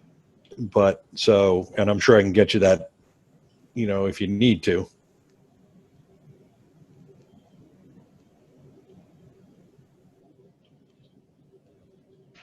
So this wasn't lined out as being, I think I have the term of art here, unsafe. No. They completely remove it from service. No, the hearse tool is still in good, it still operates. It's an older No, system. I understand that. Yeah. I mean, the truck still operates, but if we made a representation in our app to FEMA, we could have a problem with even just giving it away because it's supposed to go out of service. So it might be just to, double check. Maybe we should talk to Firehouse Grants and make sure there was no representation in our FEMA application made regarding that. I think it would be safe for everybody involved. I'm assuming it wasn't because this is a piece of equipment you could have kept. We could have kept it on the new truck, absolutely. Right. So I think, that said, I'm somewhat comfortable, but I just would like to make sure that that's not a question. I'm sure Northville would be amicable to some kind of, minimum price too, whatever. So. Well, it's not that. It's got to go to auction, and if no one bids on it, which is, quite frankly, with something at this age, it might happen that way, and that would be less than $1. But your the trade-in estimate might be helpful towards that. But Kevin said that it didn't have to go to auction. I thought if it was under 2,500, I thought. Well, I want to make sure that it doesn't have to go out. So that's why I said his trade-in estimate, I think we can use that as fair market. Yeah. That would bring us under the 2,500. Okay, I can get that for you.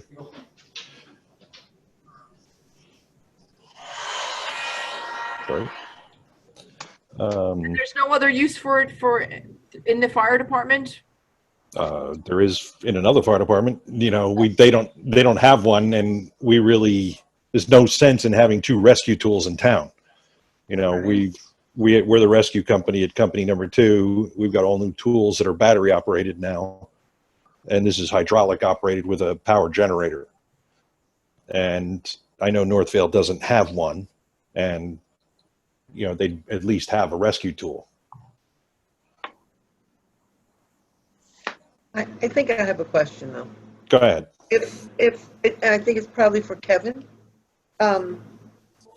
If there is some sort of dollar amount that we receive from Northvale, does that in any way affect the grant that we receive?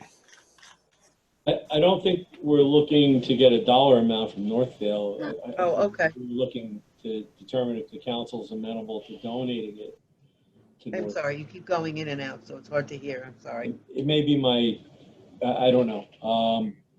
I don't think they're looking to sell it to Northvale. I think the intent is to make a donation. Okay. I was hoping that would be. I think if we could make it work, we should make it work. if they're, they're a small town, and if we could help them out, and it's no sweat off of our back pretty much, I think we should go ahead with it if we're possible, if we're capable of doing that. I agree. If they need it and we have it to give, why not? I agree too, Ira. Completely agree. Yep. If everything checks out, it falls under the threshold, and there's no issues, then I see no reason why we can't move forward with it. Okay. I will get you what they said it was going to be for about a trade-in tomorrow, or, the next day, and we can go from there. If it is under 1,200, can I go ahead and say we can give it to them, or? No. I think we need a letter No. from their administrator. Is that correct, Kevin? Yeah, we can only donate it to another governing body. Their fire Gotcha. company is not a governing body. Gotcha. So we need something coming from the mayor and council of Northville requesting this, donated to them. No problem. Thank you, Chief. Thank you. I think we're still waiting for that on Bergenfield, right, Chris? Yes, we have nothing. Yeah. I've reached out to their chief a few times now, and I have no answer. So, I can reach out to him again, but Hours in a day. say again. Only so many hours in a day. Yes, exactly. If it's determined that the mayor and council of Bergenfield aren't interested, we should probably go ahead and auction it then. I mean, we should, because I assume you don't have a place to keep both trucks. No, it's sitting alongside company 2 at the moment. Right. So, I mean, there's a lifespan to our largesse. Yes.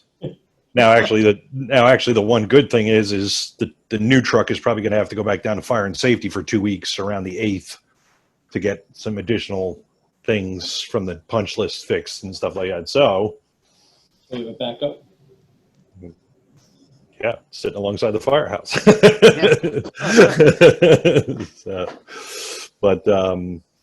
So I'll try and reach out to Bergenfield again and see what they say. So. Okay. Thank you, Chief. No problem. Have a good night, everybody. Night. Thank you. Thank you, Chief.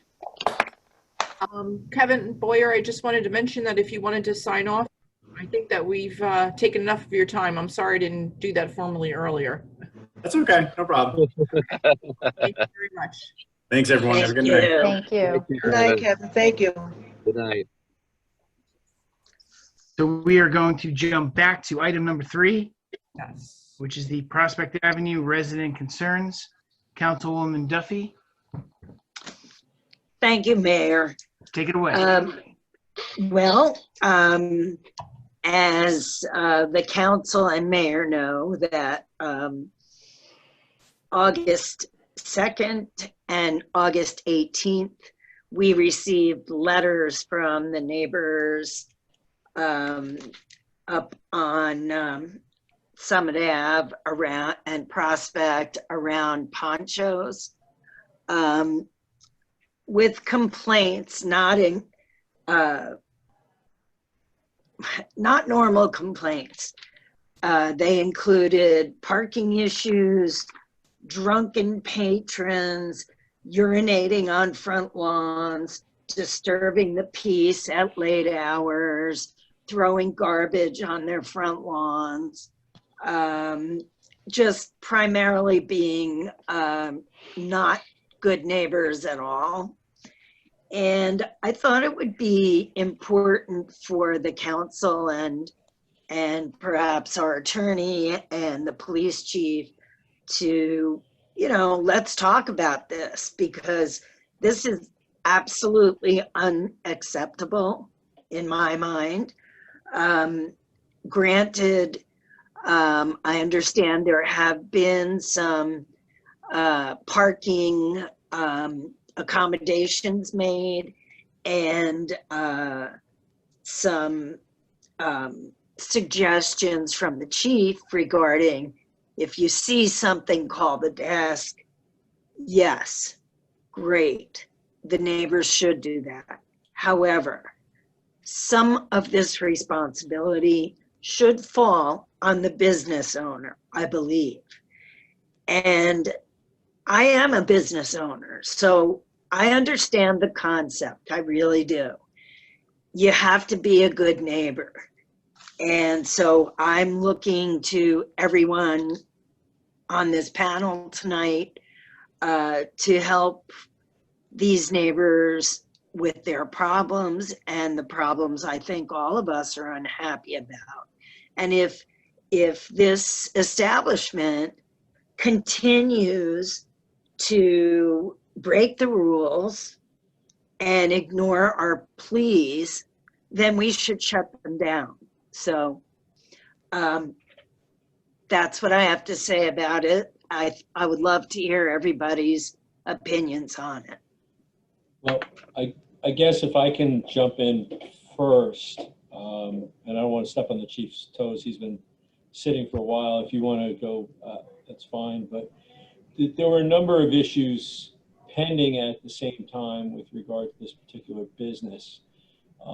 First, there was the parking, which is an ongoing issue that I know the chief and Lieutenant DeGenio were working on with the mayor. The mayor was also keeping me apprised of the issues regarding what was happening. And it wasn't happening on the one portion of the block where this was reviewed by the mayor and council in past years. It had expanded to other portions of the block. At the same time, concerns were expressed by a number of different parties regarding their compliance with our outdoor dining permit.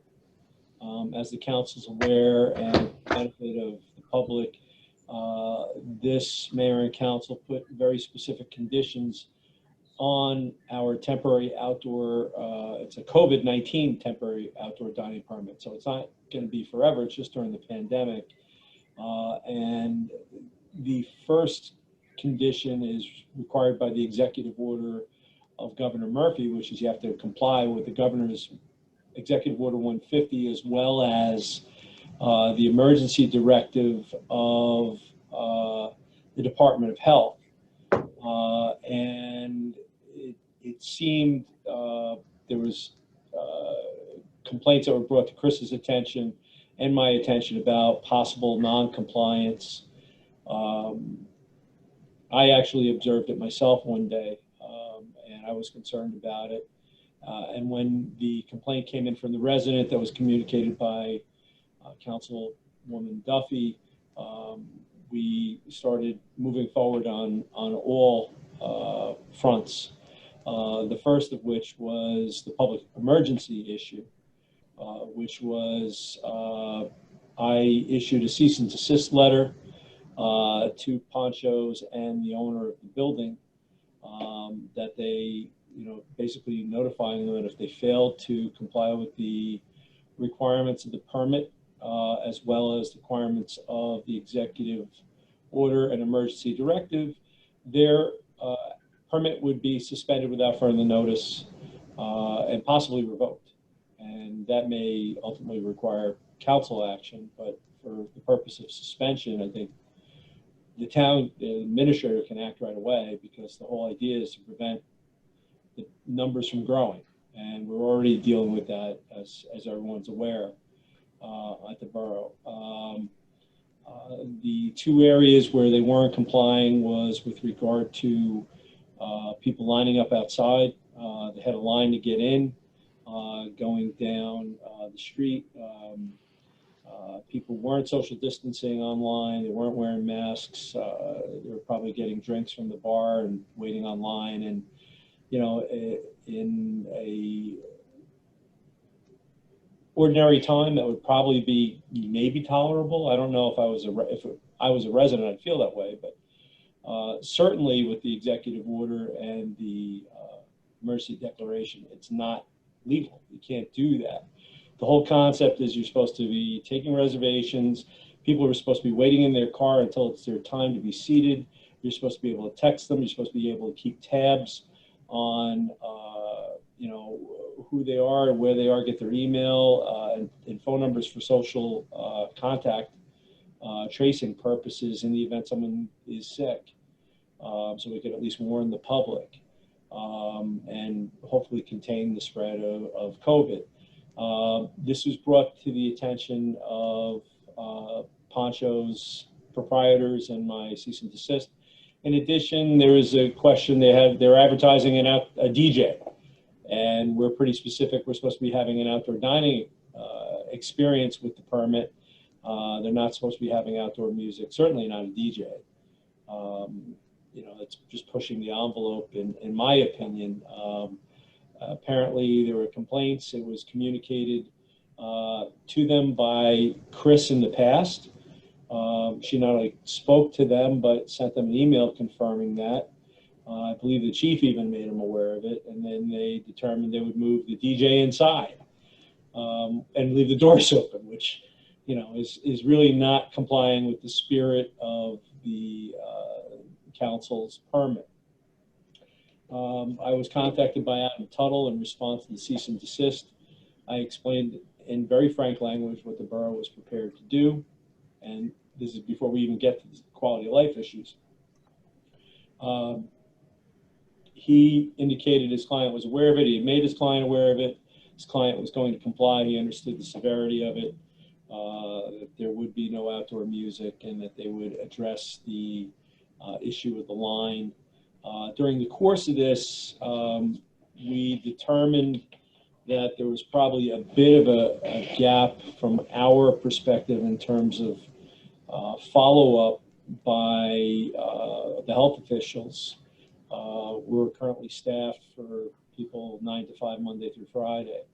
Once we identified that, you know, no one's actually going out on the weekends where some of these establishments are at their peak, Chris reached out to Sam and asked that we make arrangements to have staff to be able to do random inspections just to confirm compliance during the weekends. So in a way, this was helpful because we were able to identify something that we weren't aware of, but we have since corrected. In addition, the quality of life issues, I'll call them, that were brought up in the complaint from the resident were taken seriously by myself. I brought this to the attention of Mr. Tuttle.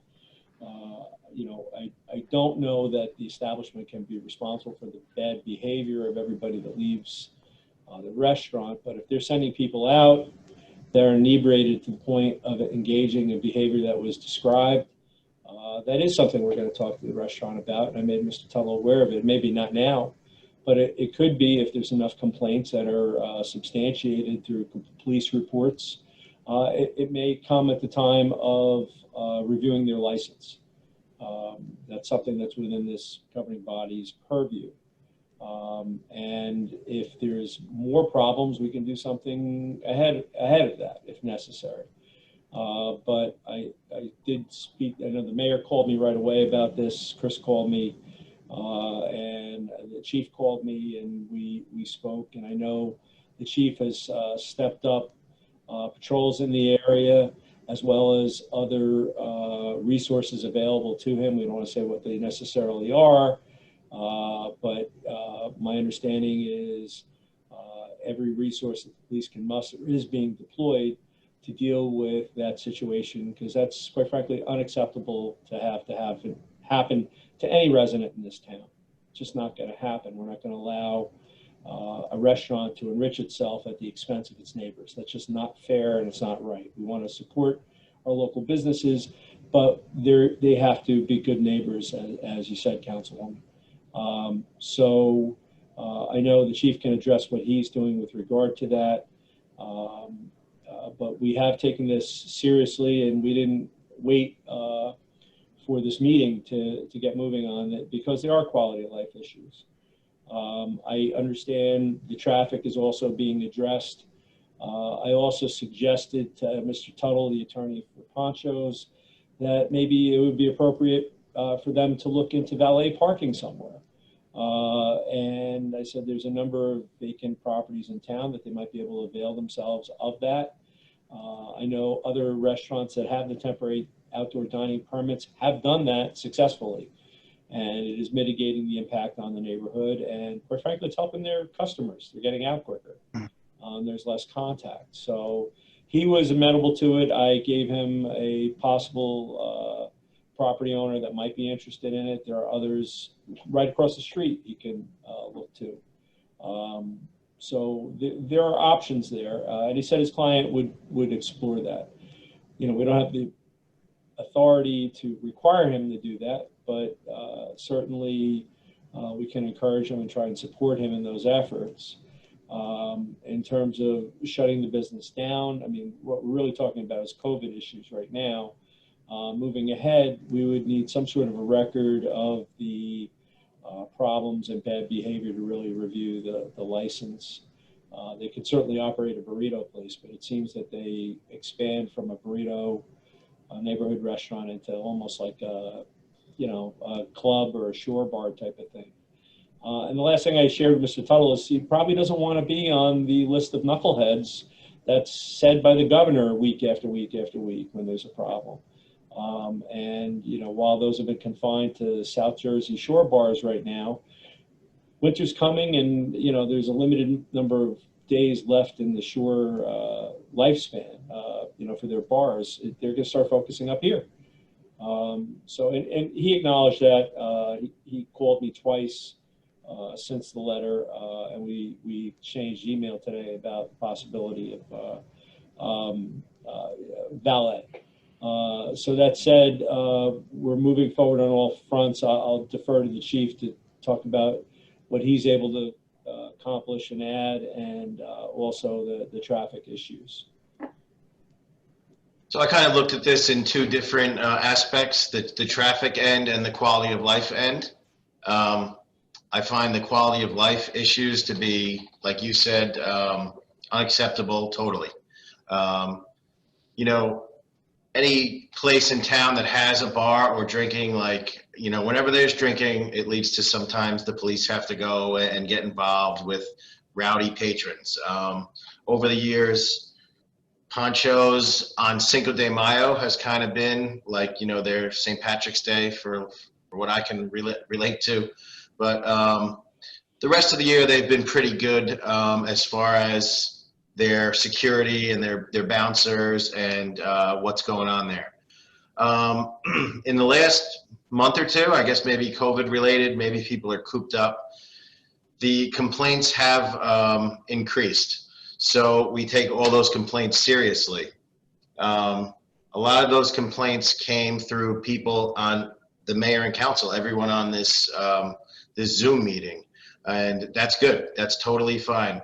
I just request that if, for an example, if somebody sees somebody urinating in the street during the day, we want to know about that right away so we can get there. I just use that as an example.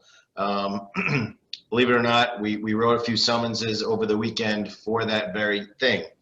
Only two, but it's too many. We've stepped up, like Kevin Kelly said, we've stepped up our uniform patrols and non-uniform patrols in the area. We had eyes on the entire area all weekend since Thursday, Friday, Saturday, and Sunday. 2 summonses were issued for public urination over those 4 days, and that was it. Everything else, according to everybody who was watching, and they were briefed on everything on all the complaints and everything that's going on. Everything else was pretty much under control, but we know what's going on. It's a crowded bar. People do drink. It's a restaurant, but they serve alcohol. We have our eyes on people, you know, too intoxicated leaving the place, disorderly, you know, littering, beer bottles. We are seeing and getting complaints of beer bottles, so that is totally in our eyesight. We're looking for that. We didn't see any of it this weekend.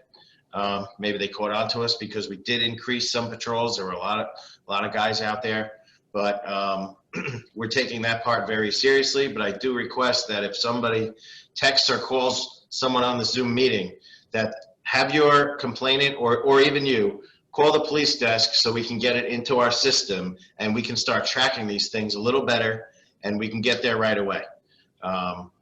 You know, it's just, that's very important in the process.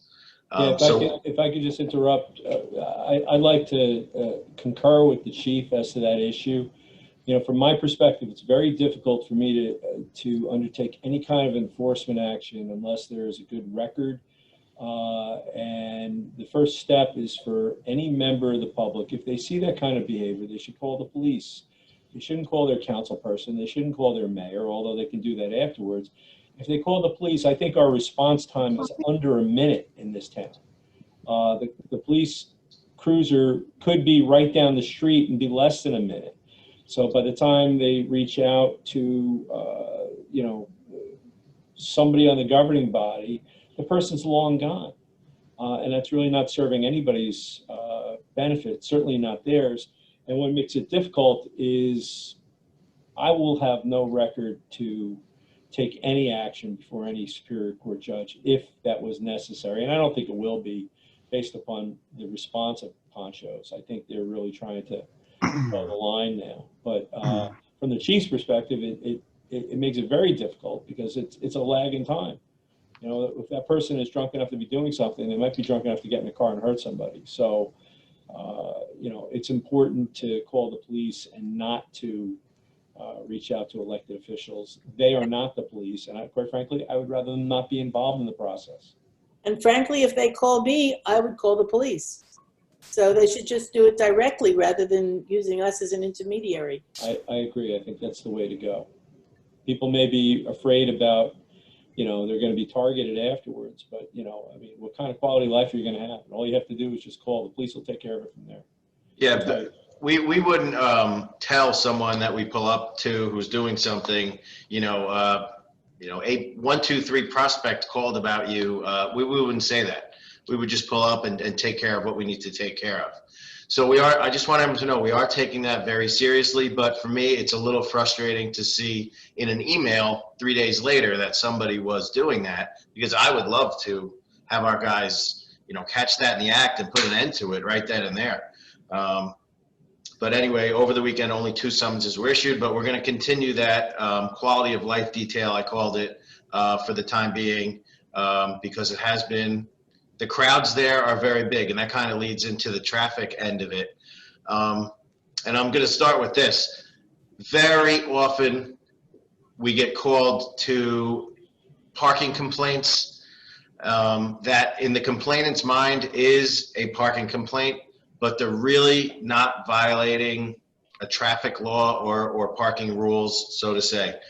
For example, 1, 2, 3 Prospect Street, we'll just say Prospect Ave calls and says, my driveway is blocked. When the car is 6 inches to the end of the driveway, it's hard to get out, it's hard to get in, but technically it's not blocked, and it puts us in a real tough position.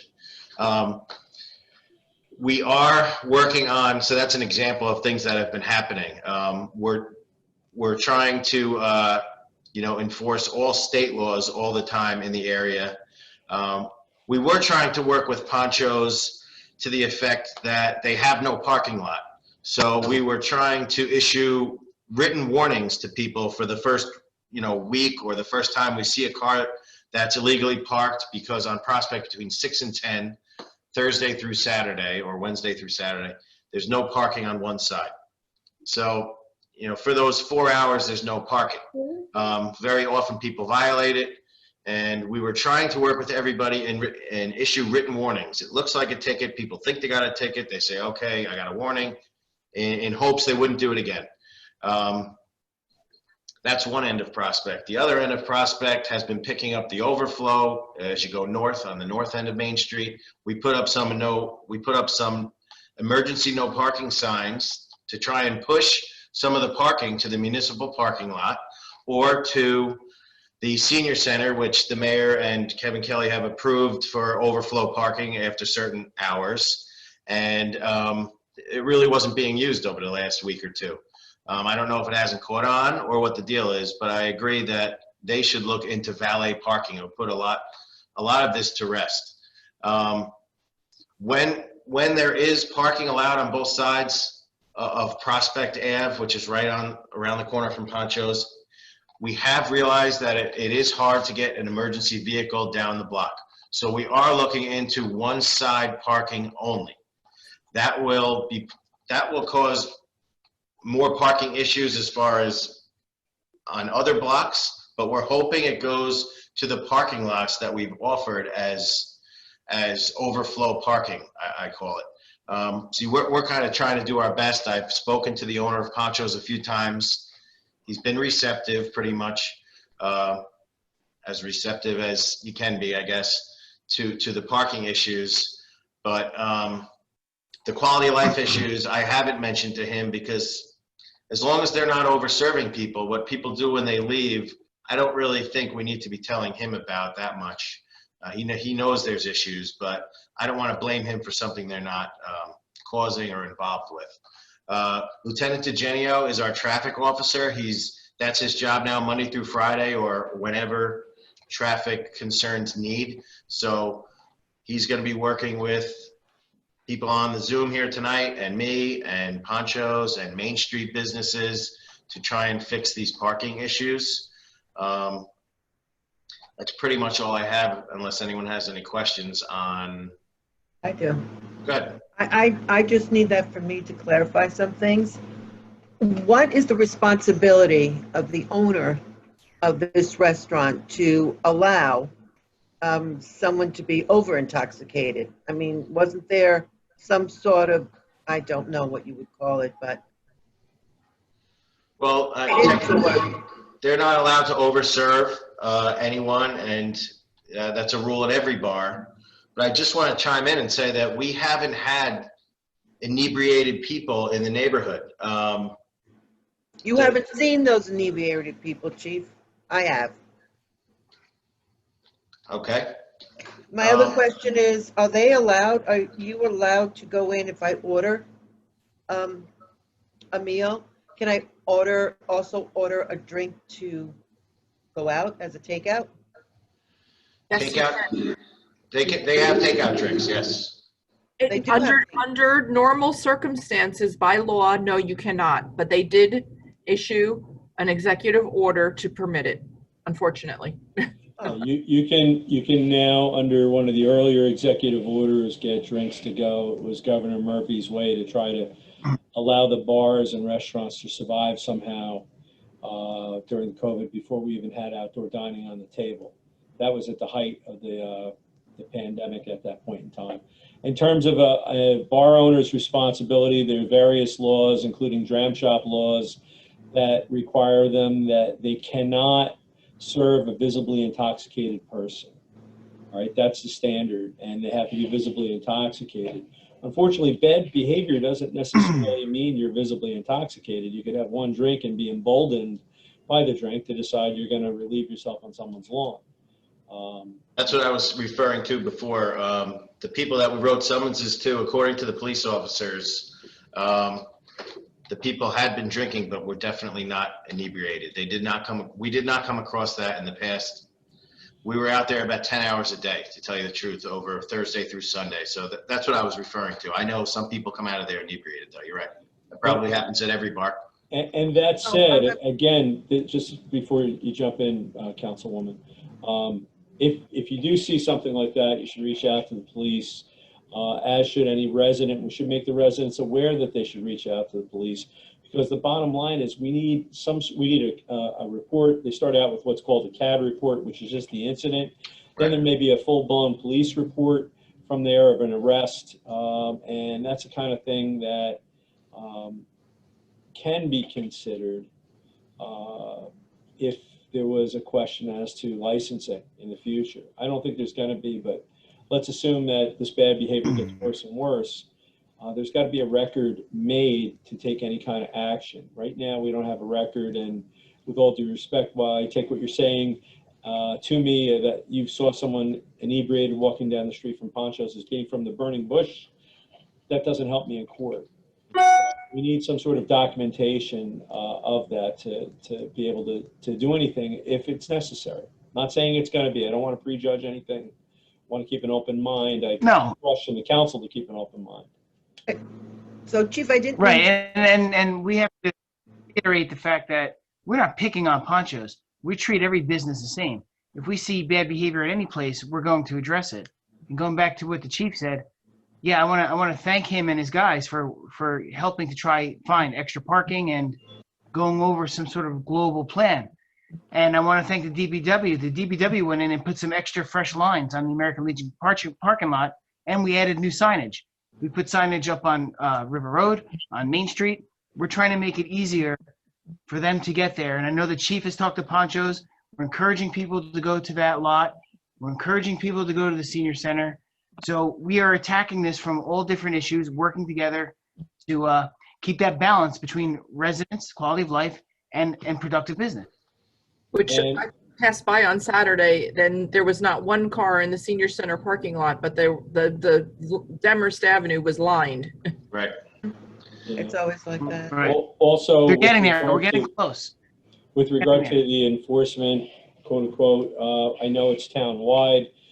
While the chief has been focusing on that area because the complaints have been in that area, it is town-wide that they're looking for these issues. In addition, the Board of Health officers are going to inspect all of the permitted facilities, not just Ponchos. Right. We're not Yes. sending them out. Saturday night, there were some surprise inspections around town. I don't think any violations were found, but they were out on Saturday night. NMPD confirmed that the inspector showed up. Just wanted to put that out there. Chief, can I, you had said that you're looking at restricting the parking on Prospect to one side. Are you like going to be putting temporary signs up or something? Well, we're looking into it still, and when we make that determination, which I think we're leaning towards, we will start with the temporary signs and then go for permanent signs. And I think that will be the impetus to get people to start parking in the parking lots, personally. We did ask Poncho to put up some kind of sign in his establishment or something to try and get his people his patrons to realize that there are some parking spots, one block in either direction. It's really not that far. So we're trying our best to work with everybody up there to fix it. I think, right, and we talk about there's going to be effects of one side of the street parking. Hopefully, we'll get it in the parking lots, we'll get it in better areas, but that just segues into number 4, Demorest Avenue, because that is now a street that would get some of that overflow.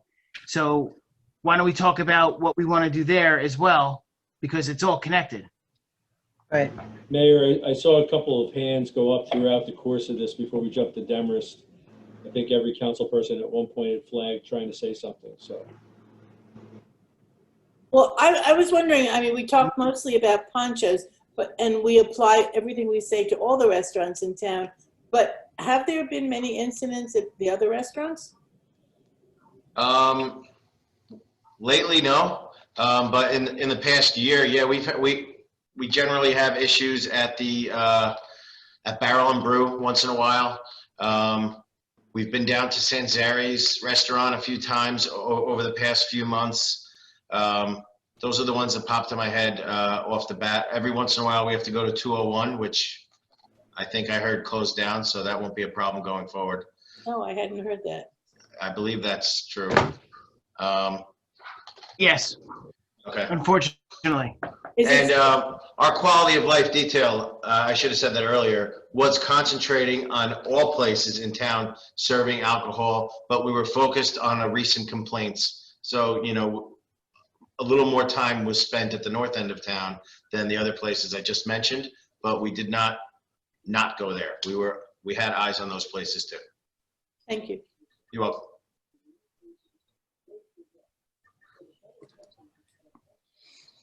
You're muted, Randy. Councilwoman Duffy. Chief, I really want to say thank you to you and your quality of life detail for sure. It shows that you are responsive to the residents, you're responsive to the council and the mayor, and that's what we love about our police department. And you shouldn't misunderstand these letters getting, forwarded to you later than the event happened. Don't misunderstand that. It's just how it happened. And so we have an establishment that has been a continuous example of how we have to focus our energy directly on them. And it didn't just start this month, last year. It's always been. So I will encourage anybody I speak with to help us create the record that you're looking for, because I can guarantee that those issues will continue, and there will be plenty of opportunities for you to get those calls, unfortunately. Okay, But thank you. please do not misunderstand. We appreciate what you do. Yeah, the only thing is that it happened, that event where we learned about it later did happen more than once. So I was just trying to get the point across. If we tell those people complaining, call us right away, it just makes a huge difference for us. And just so you guys know, even when we're not getting complaints, we know to focus our attention there. We always have, right. You know, it's a popular bar most of the time, and we know that that is can lead to problems. Not all the time, but it can, and we are aware of that, and we have our eye on it. Yeah. Okay. I have a question. Thank you, Chief. Chief. Yes, sir. I'm sorry. I didn't know if you could hear me on Zoom. I just had a question for you. And again, thank you for your great leadership and the great service that your department provides New Milford. It's greatly appreciated, and everywhere I go, people are, to be blunt about it, complimenting you guys on the great work that you do here. So thank you for that. I'm just curious, because obviously I don't work in law enforcement, with the permission being given to these establishments to provide takeout drinks, albeit to help them remain in business and survive. Have you seen an uptick in DWI and DUI, or has that mostly remained stable? Our numbers have not gone up. You know, accidents have not gone up. I'm knocking on wood as I say that. I don't know if we've just been lucky or it just hasn't happened, but in relation to since the pandemic and the takeout drinks in places, we have not seen an uptick. And I think maybe people are just being responsible about that, or we just got lucky. But we haven't seen an uptick, and I'm happy about that. Awesome. Thank you. The one last issue I'll add is our prosecutor is very sensitive to quality of life issues in town. And I've had other discussions with him, and Mr. Simaluka takes them seriously, and it's not something where he just ignores them or they're going to get pled out. If there's a problem going on, he's on top of that. So he's also, I know the chief's been in touch with him as well. Yes. Great. Thanks again, Chief. No problem. Okay, let's work into number 4, Demorest Avenue. Chief, do you want to just continue and talk about that, or? To tell you the truth, I have a lot more info about ponchos. To me, this is I defer to the letter. I don't know if everyone has that letter that Lieutenant DeGenio wrote. Chris, does everyone have that? Or? Yes, they do. Yes. Okay. So I defer to them on that. And I know Councilman Grotzky had brought that to my attention. And we had seen not too many traffic problems related to ShopRite, to tell you the truth. It was built, and there was initial, like, some worrisome, but everything seemed to calm down. But I do believe this is kind of the last one that might be an issue. And I deferred to Lieutenant DeGenio's letter, and actually Councilman Grotzky mentioned to me once that he's actually witnessed some almost accidents there. And if it's a danger, if we feel that it's a danger, I think we should make it a right or left turn only. I agree with Lieutenant DeGenio, who's our traffic bureau. Yeah, I agree with him too. We were on the street together. We walked the street. We talked to the residents. There is that you know, in the beginning when ShopRite was built, it's correct. People were not using that as a cut through. There was really little problem on Demorest. Now it seems like people have learned you can just cut through and go straight. We've witnessed it. There's almost accidents there.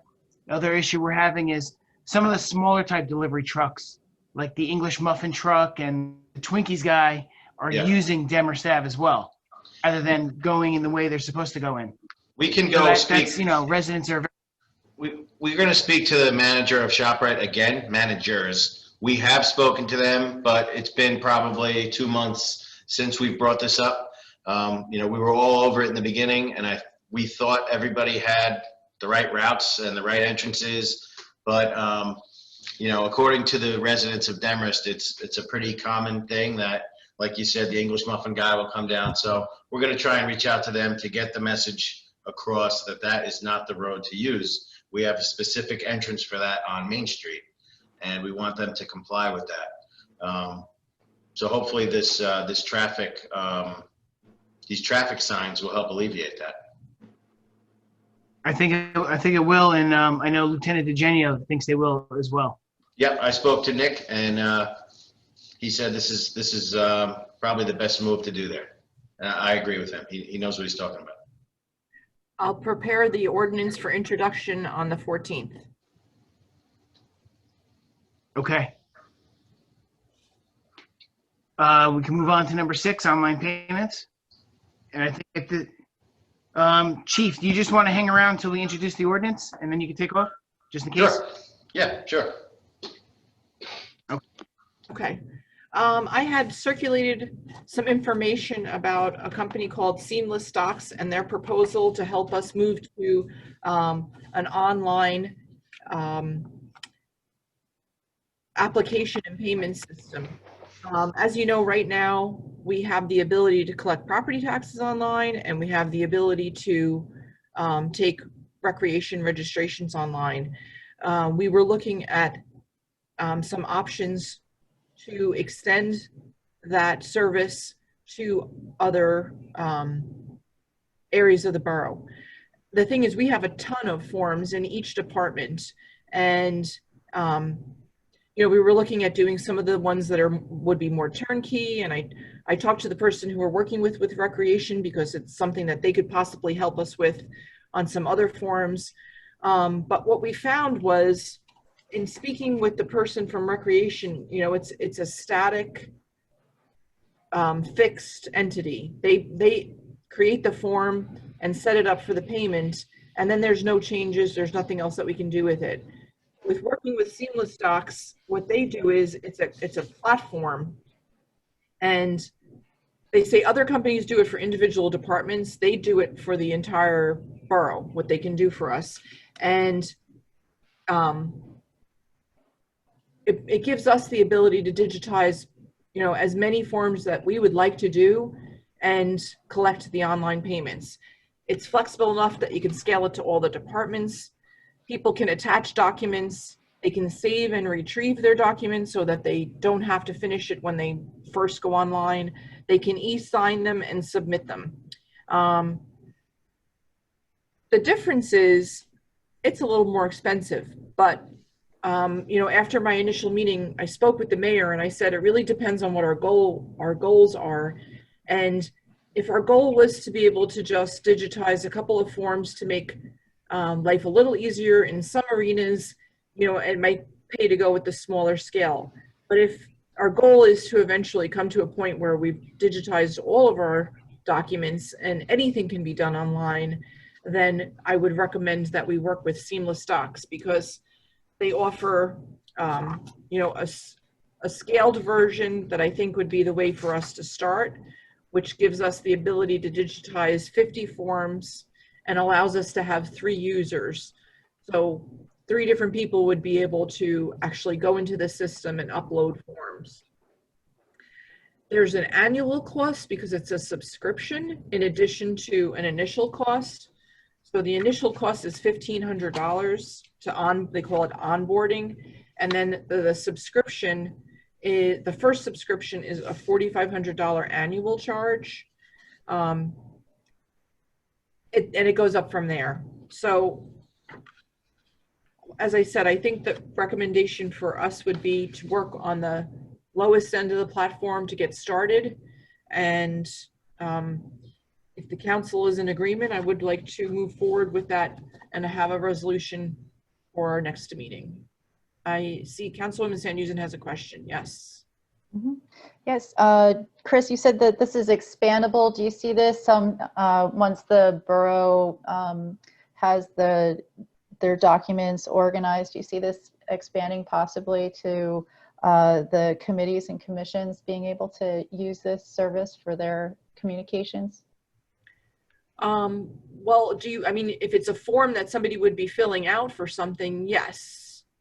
It's not a communication platform, it's a registration. So if you want a tennis key, if you want a zoning permit, if you want a garage sale permit, you know, that's the kind of things that we would be digital. If you go online on our website and you go to the place where it says forms, if you look for each department, we have a whole host of forms. There's a fence permit, there's a sidewalk permit. So we're talking about digitizing those applications so people can fill them out, pay for them online, and get their permits without actually having to interact in an in-person manner if they choose not to. The mayor and I saw this demonstrated at the League of Municipalities convention a number of years ago, and we were incredibly impressed and very enthusiastic. Yeah. My only question really is this the best company to go with? Have you investigated others as well? I have looked at a few others, and this is the one that I think came up as the leader. Well, I think it's a great idea. Chris, can you do I think Oprah with it's this? definitely something. I'm sorry, Kevin, did you have something? Can you do Oprah requests with this as well? Oh, good question. Yes. Because Not the reason why you couldn't. I've used that in other municipalities, and it's just online. It goes right in electronically. It really Great. works well. Save a lot of time too. No, I definitely think this is the direction our borough should be moving in the future, especially in light of our environment now. Absolutely. Go ahead, Ira. Payments online, will we be taking credit cards? Will be there surcharges for using the credit cards? Yes. Okay, so we won't be absorbing the fees. Yeah, there are fees to do that, and that's unfortunately the only way that you can do it at this point is to pay that extra fee. Just like in a store, just like at the gas station, just like everywhere else.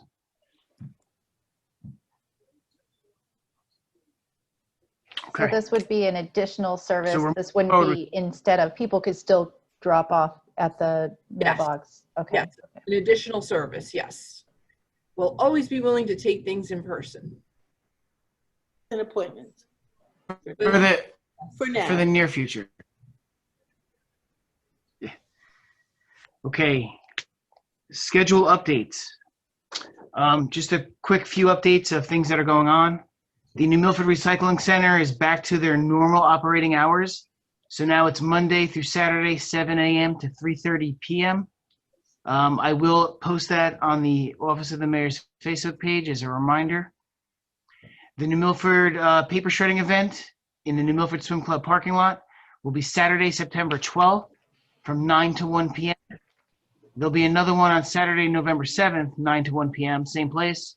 That too, I will be posting on the Office of the Mayor Facebook page.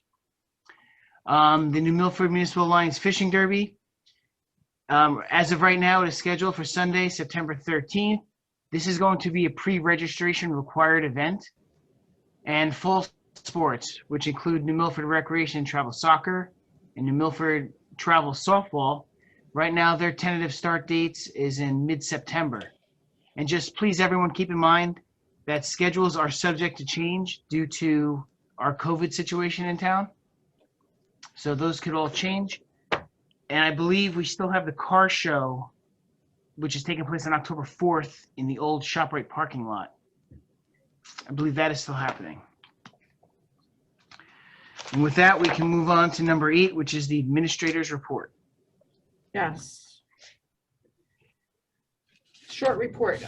I just wanted to let everybody know that the mayor, myself, and Council President Grotsky took part in a meeting to go over the response to Isaiah with all of our emergency services departments.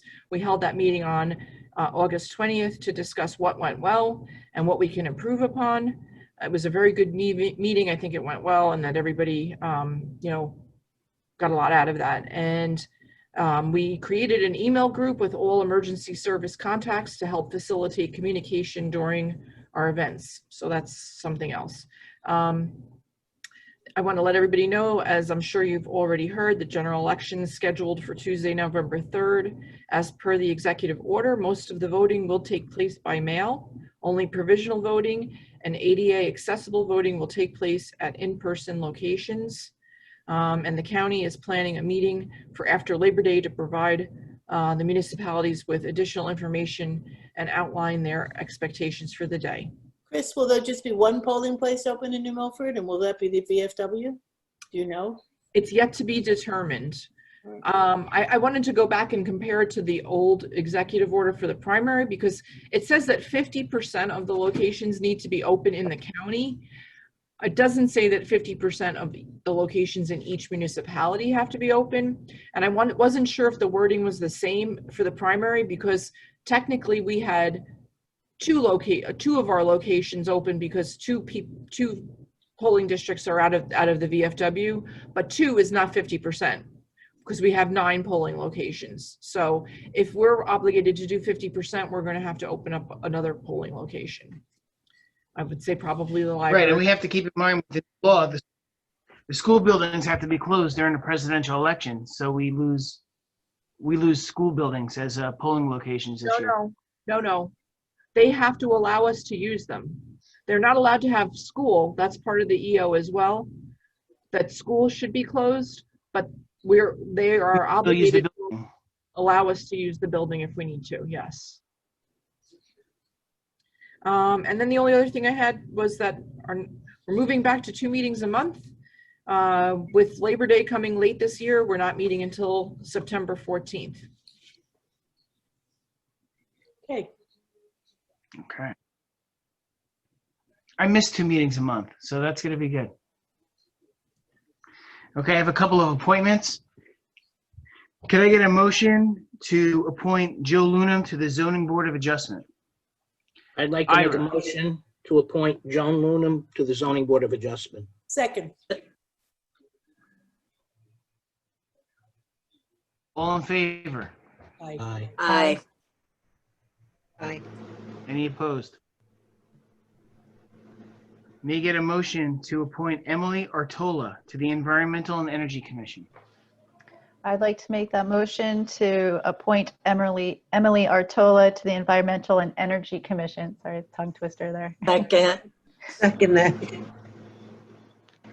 Was that Theo or Randy that seconded? I didn't see. Randy. That was Randy. Oh, okay. Well, thank you, Joe, and thank you, Emily, for serving the borough. Yeah. Apologies, period. So we're going to go to an ordinance introduction. This is ordinance 2020:11. Clerk, could you please read the ordinance? Yes. An ordinance to amend Chapter 2 of the Revised General Ordinances of the Borough of New Milford entitled Police Department, thereby amending subsection 2-19.1 entitled Composition of the New Milford Police Department. I believe this ordinance has to do with other requirements we have with the Rogers Group for our accreditation. And I think it had something to do with promotional process and the waiting period. No, it had to do with... So with that, could I get a motion? I'll make a motion. Wait, no, Chris was going to Chris. I just wanted to say that what the purpose of the ordinance is to allow anyone who is going through the promotion process that is not a successful candidate for the promotion to request a review. That's what the purpose of the ordinance is. Right, which is also necessary for the accreditation, correct? Yes. Yeah. And we had a motion from Council President. May I get a motion to introduce? Motion to introduce. Yeah. May I get a second? Second. Second. Can I get a roll call, please? Yes, Councilwoman Siraki Hurley, Yes. Councilman Seymour, Yes. Councilwoman Duffy, Yes. Council President Grotzky, Yes. Councilwoman Sandhusen, Yes. Councilwoman Grant. Yes. Okay, thank you very much. There'll be a public hearing on this ordinance on September 14th. Chief, did you have any comments on this ordinance, since we still have you on? No, I Or you good? appreciate you guys allowing us to do this or starting the process. And it's really only a one-line change and they provided an example, and it's really a small change. It just says that someone has the opportunity to sit with me and review their promotion results, which makes a lot of sense, so they can get the results directly from me. Right. And I thank you. That's all. Great. No problem, Chief. Thank you. Okay. Does anyone have questions about the resolutions? Is there any that I need to pull out for further discussion? No. If not, can I get you want to go around the table? Do you want to? Let's start with Do council. you want to open to the public first? I think I want to go around the table first in case anyone wants to comment anything that you bring up around the table. How's that? Council President Grotzky, you're up. I checked, we've went through our third quarter taxes, and I checked with the tax office, and knock on wood, we're doing fine on tax collections for the third quarter. That's it. Great. Now, I'm glad to hear that. I'm glad to hear that because that means, people have the ability to pay, and, people are struggling less, which is good. Councilman Seymour. I believe it or not, it's that time of year where we're going to start to brainstorm creative ways, obviously in a virtual format, to have a domestic violence awareness symposium this October, which will be Domestic Violence Awareness Month. I've already reached out to Jessica Gomberts, the Chief Prosecutor of the Bergen County Prosecutor's Office, and I've already connected with our New Milford Police Department. And one of the things that is on the table that I think everyone appears to agree on, or at least Jessica Gomberts agrees on, and I agree on, is shortening this year's event, since it will be in some way virtual, eliminating political speeches and replacing them with a much more law enforcement based format, give more of a role to the prosecutor's office. We even could invite Mark Masella, the prosecutor himself, to be the keynote speaker and give an increased role as well if they want it to our own police, and give George or Chief, even you, more of an opportunity to co-run the event in any way that you guys want, and we would just be there to support you guys. So we've started that process, and we'll get the ball rolling soon. Great. Councilwoman Duffy. Oh, thank you, Mayor. First of all, I really, really want to give a heartfelt thank you to the DPW, the fire department, the police department, the ambulance corps, for how they answered the call during that terrible storm, and all the people that were without power and struggling. So thank you to all of them, just for the record. Right? I mean, absolutely. I swear, I drove through other towns, yes, and they were a mess. And New Milford looked like it was running really well, really quickly. So kudos to all those. I want to report on with the health department. The Board of Health plans to have their first meeting by Zoom in many months. However, as you all well know, the health department has been like the eye of the storm. So thank you to them. their inspectors and our health officer, they're all working very hard on the contact tracing, et cetera. So you all know about that. It's difficult, it's tiring, but it's essential. What else? Councilwoman Saraki Hurley and myself are in the process of kickstarting the 100th anniversary committee. And we're in the midst of developing a logo with the help from our talented mayor. And let's see, finally, I know this is, you've been waiting, but the beautification committee is gonna plant some flowers. So voila. Anyway, that's my report.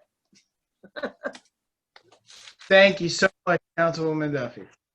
Councilwoman Grant. Hi, I've been away for almost 2 weeks and I'm still away, so I haven't done a whole lot and I apologize. However, I do want to tell you that the census response rate for New Milford is up to 80%. We finally made it to 80%. Wow. Yay is right. Oh, yay. Nice. So we need to keep going, but 80% is really, really good. We're higher than so many towns throughout the state and doing very well even in Bergen County. But others are up to 86% or near us. So we still have a ways to go, but I'm delighted that we're up to 80%.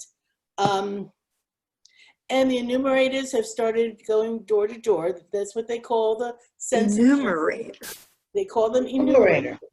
Yes. Sounds like a science fiction word for a door-to-door census taker. So if you haven't filed your census form, they will be knocking on your door. They are wearing uniforms, they have IDs and all that. So no need to worry about that. And also, I think we're making some progress on the sculpture garden at the library. I'm hoping that the pedestals will go in within the next 3 to 4 weeks. Still keeping my fingers crossed on that, but we're making progress. So it's even conceivable we could have this done by winter. Wow. Maybe. So, which would be really great. So, still working on that. And I'll be back tomorrow. I just want to add that the last time we had a census in New Milford, our percentage was about 64 or 67%. Yay, New Milford, we're doing great. Yes. Councilwoman Saraki Hurley. Well, as some of the others, we haven't been, the committees haven't been meeting as much. We will be starting in September. The third week of September will be stigma-free. We have historic that we're going to be meeting soon, as well as, well, the senior center, we're not meeting. We're talking. But I do have to congratulate Lynn Sullivan, our director, who has been doing a phenomenal, ridiculous, great job. Her exercise programs on the field in the morning, her yoga online. She's just a hoot. She's doing a great job with that. Also, I'd like to thank Alumni in Recovery. We did a program with them, a project with them in the beginning of this month of August, which was called a Black Poster Project, which we got some really, really good response.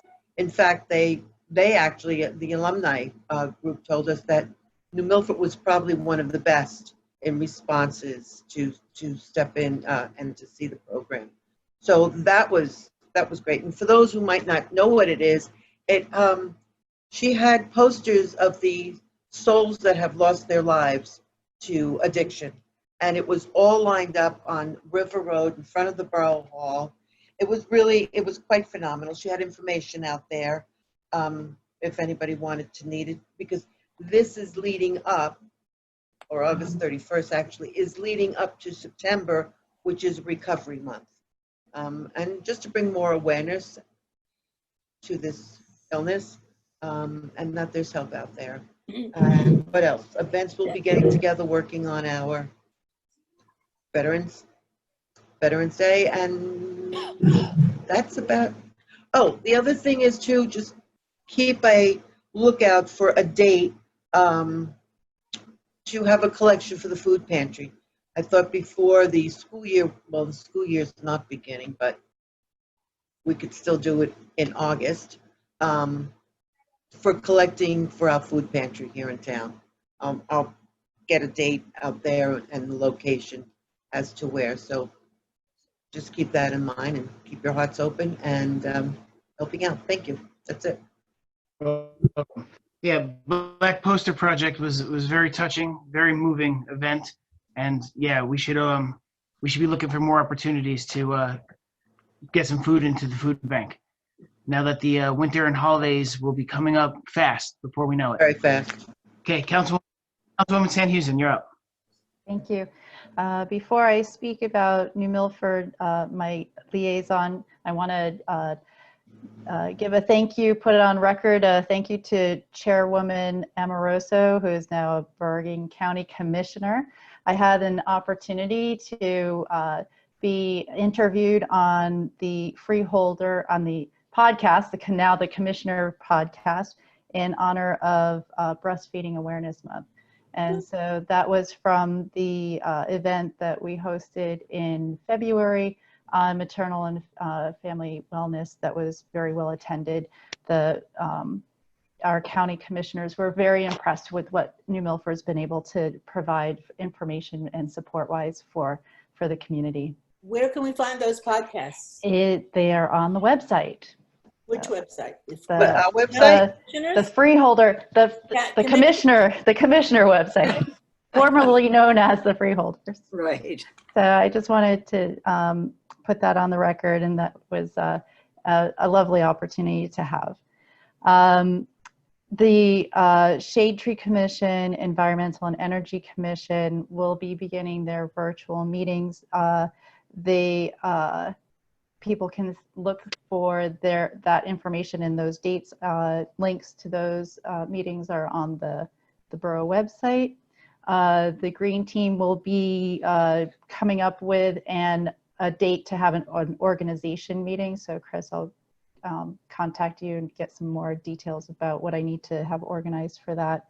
And as the mayor mentioned earlier, the New Milford Municipal Alliance Fishing Derby will be a pre-registration event, and there's going to be a lot of care and consideration to figure out how to make that both fun and observe all of the regulations and social distancing to ensure safety. So more information will be coming about that.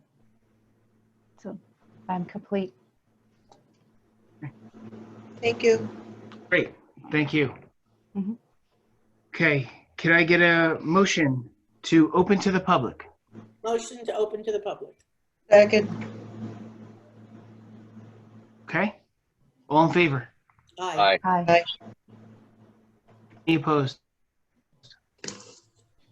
Okay, members of the public, welcome. Now's your opportunity to speak about, ask any questions, anything borough related.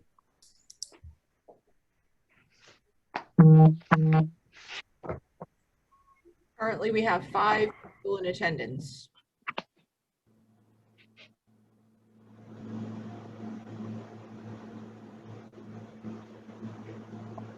No one has indicated that they wish to speak, Mayor. May I get a motion to close to the public? So moved. Second. All in favor? Aye. Aye. Aye. Any opposed?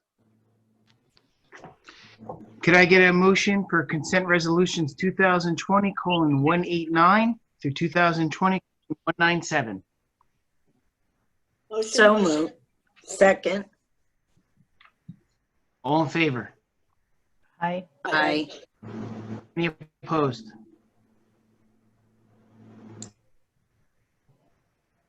Is there any other business before this council? If not, I would ask for a motion to adjourn. Motion to I'm a motion to adjourn. Second. All in favor? Aye. Aye. Aye. Thank you very much to all who stayed and watched. I want to thank our guests tonight, Kevin Boyer from Mazer, our Fire Chief Bill Murray, and our Chief of Police Brian Clancy. So thank you for joining us tonight and helping us out. Thank you. Have a good night, everyone. Continue to be safe. Good night. During this meeting, I did get a report. New Milford's new COVID number is 521, which is +4 from yesterday. So everyone just be responsible and be safe, and we will get together. Thank you. Thank you. Thank you. Thank you. Matt, Yes. what'd you do to your hand? That's what I was going to ask you, Matt. I fell and sprained my wrist. I sprained Say it. what? I Ooh, sprained that's my wrist. painful. No, it's not painful at all. I just sprained it. So Oh, it just usually hurts. the less. sprain hurt. Yeah. Yeah. But the split makes it hurt less, so I'm a fan. There you go. Yeah. Be So well. I will. Thank you guys. Good night. All right. Good night, all. Bye. Good night all.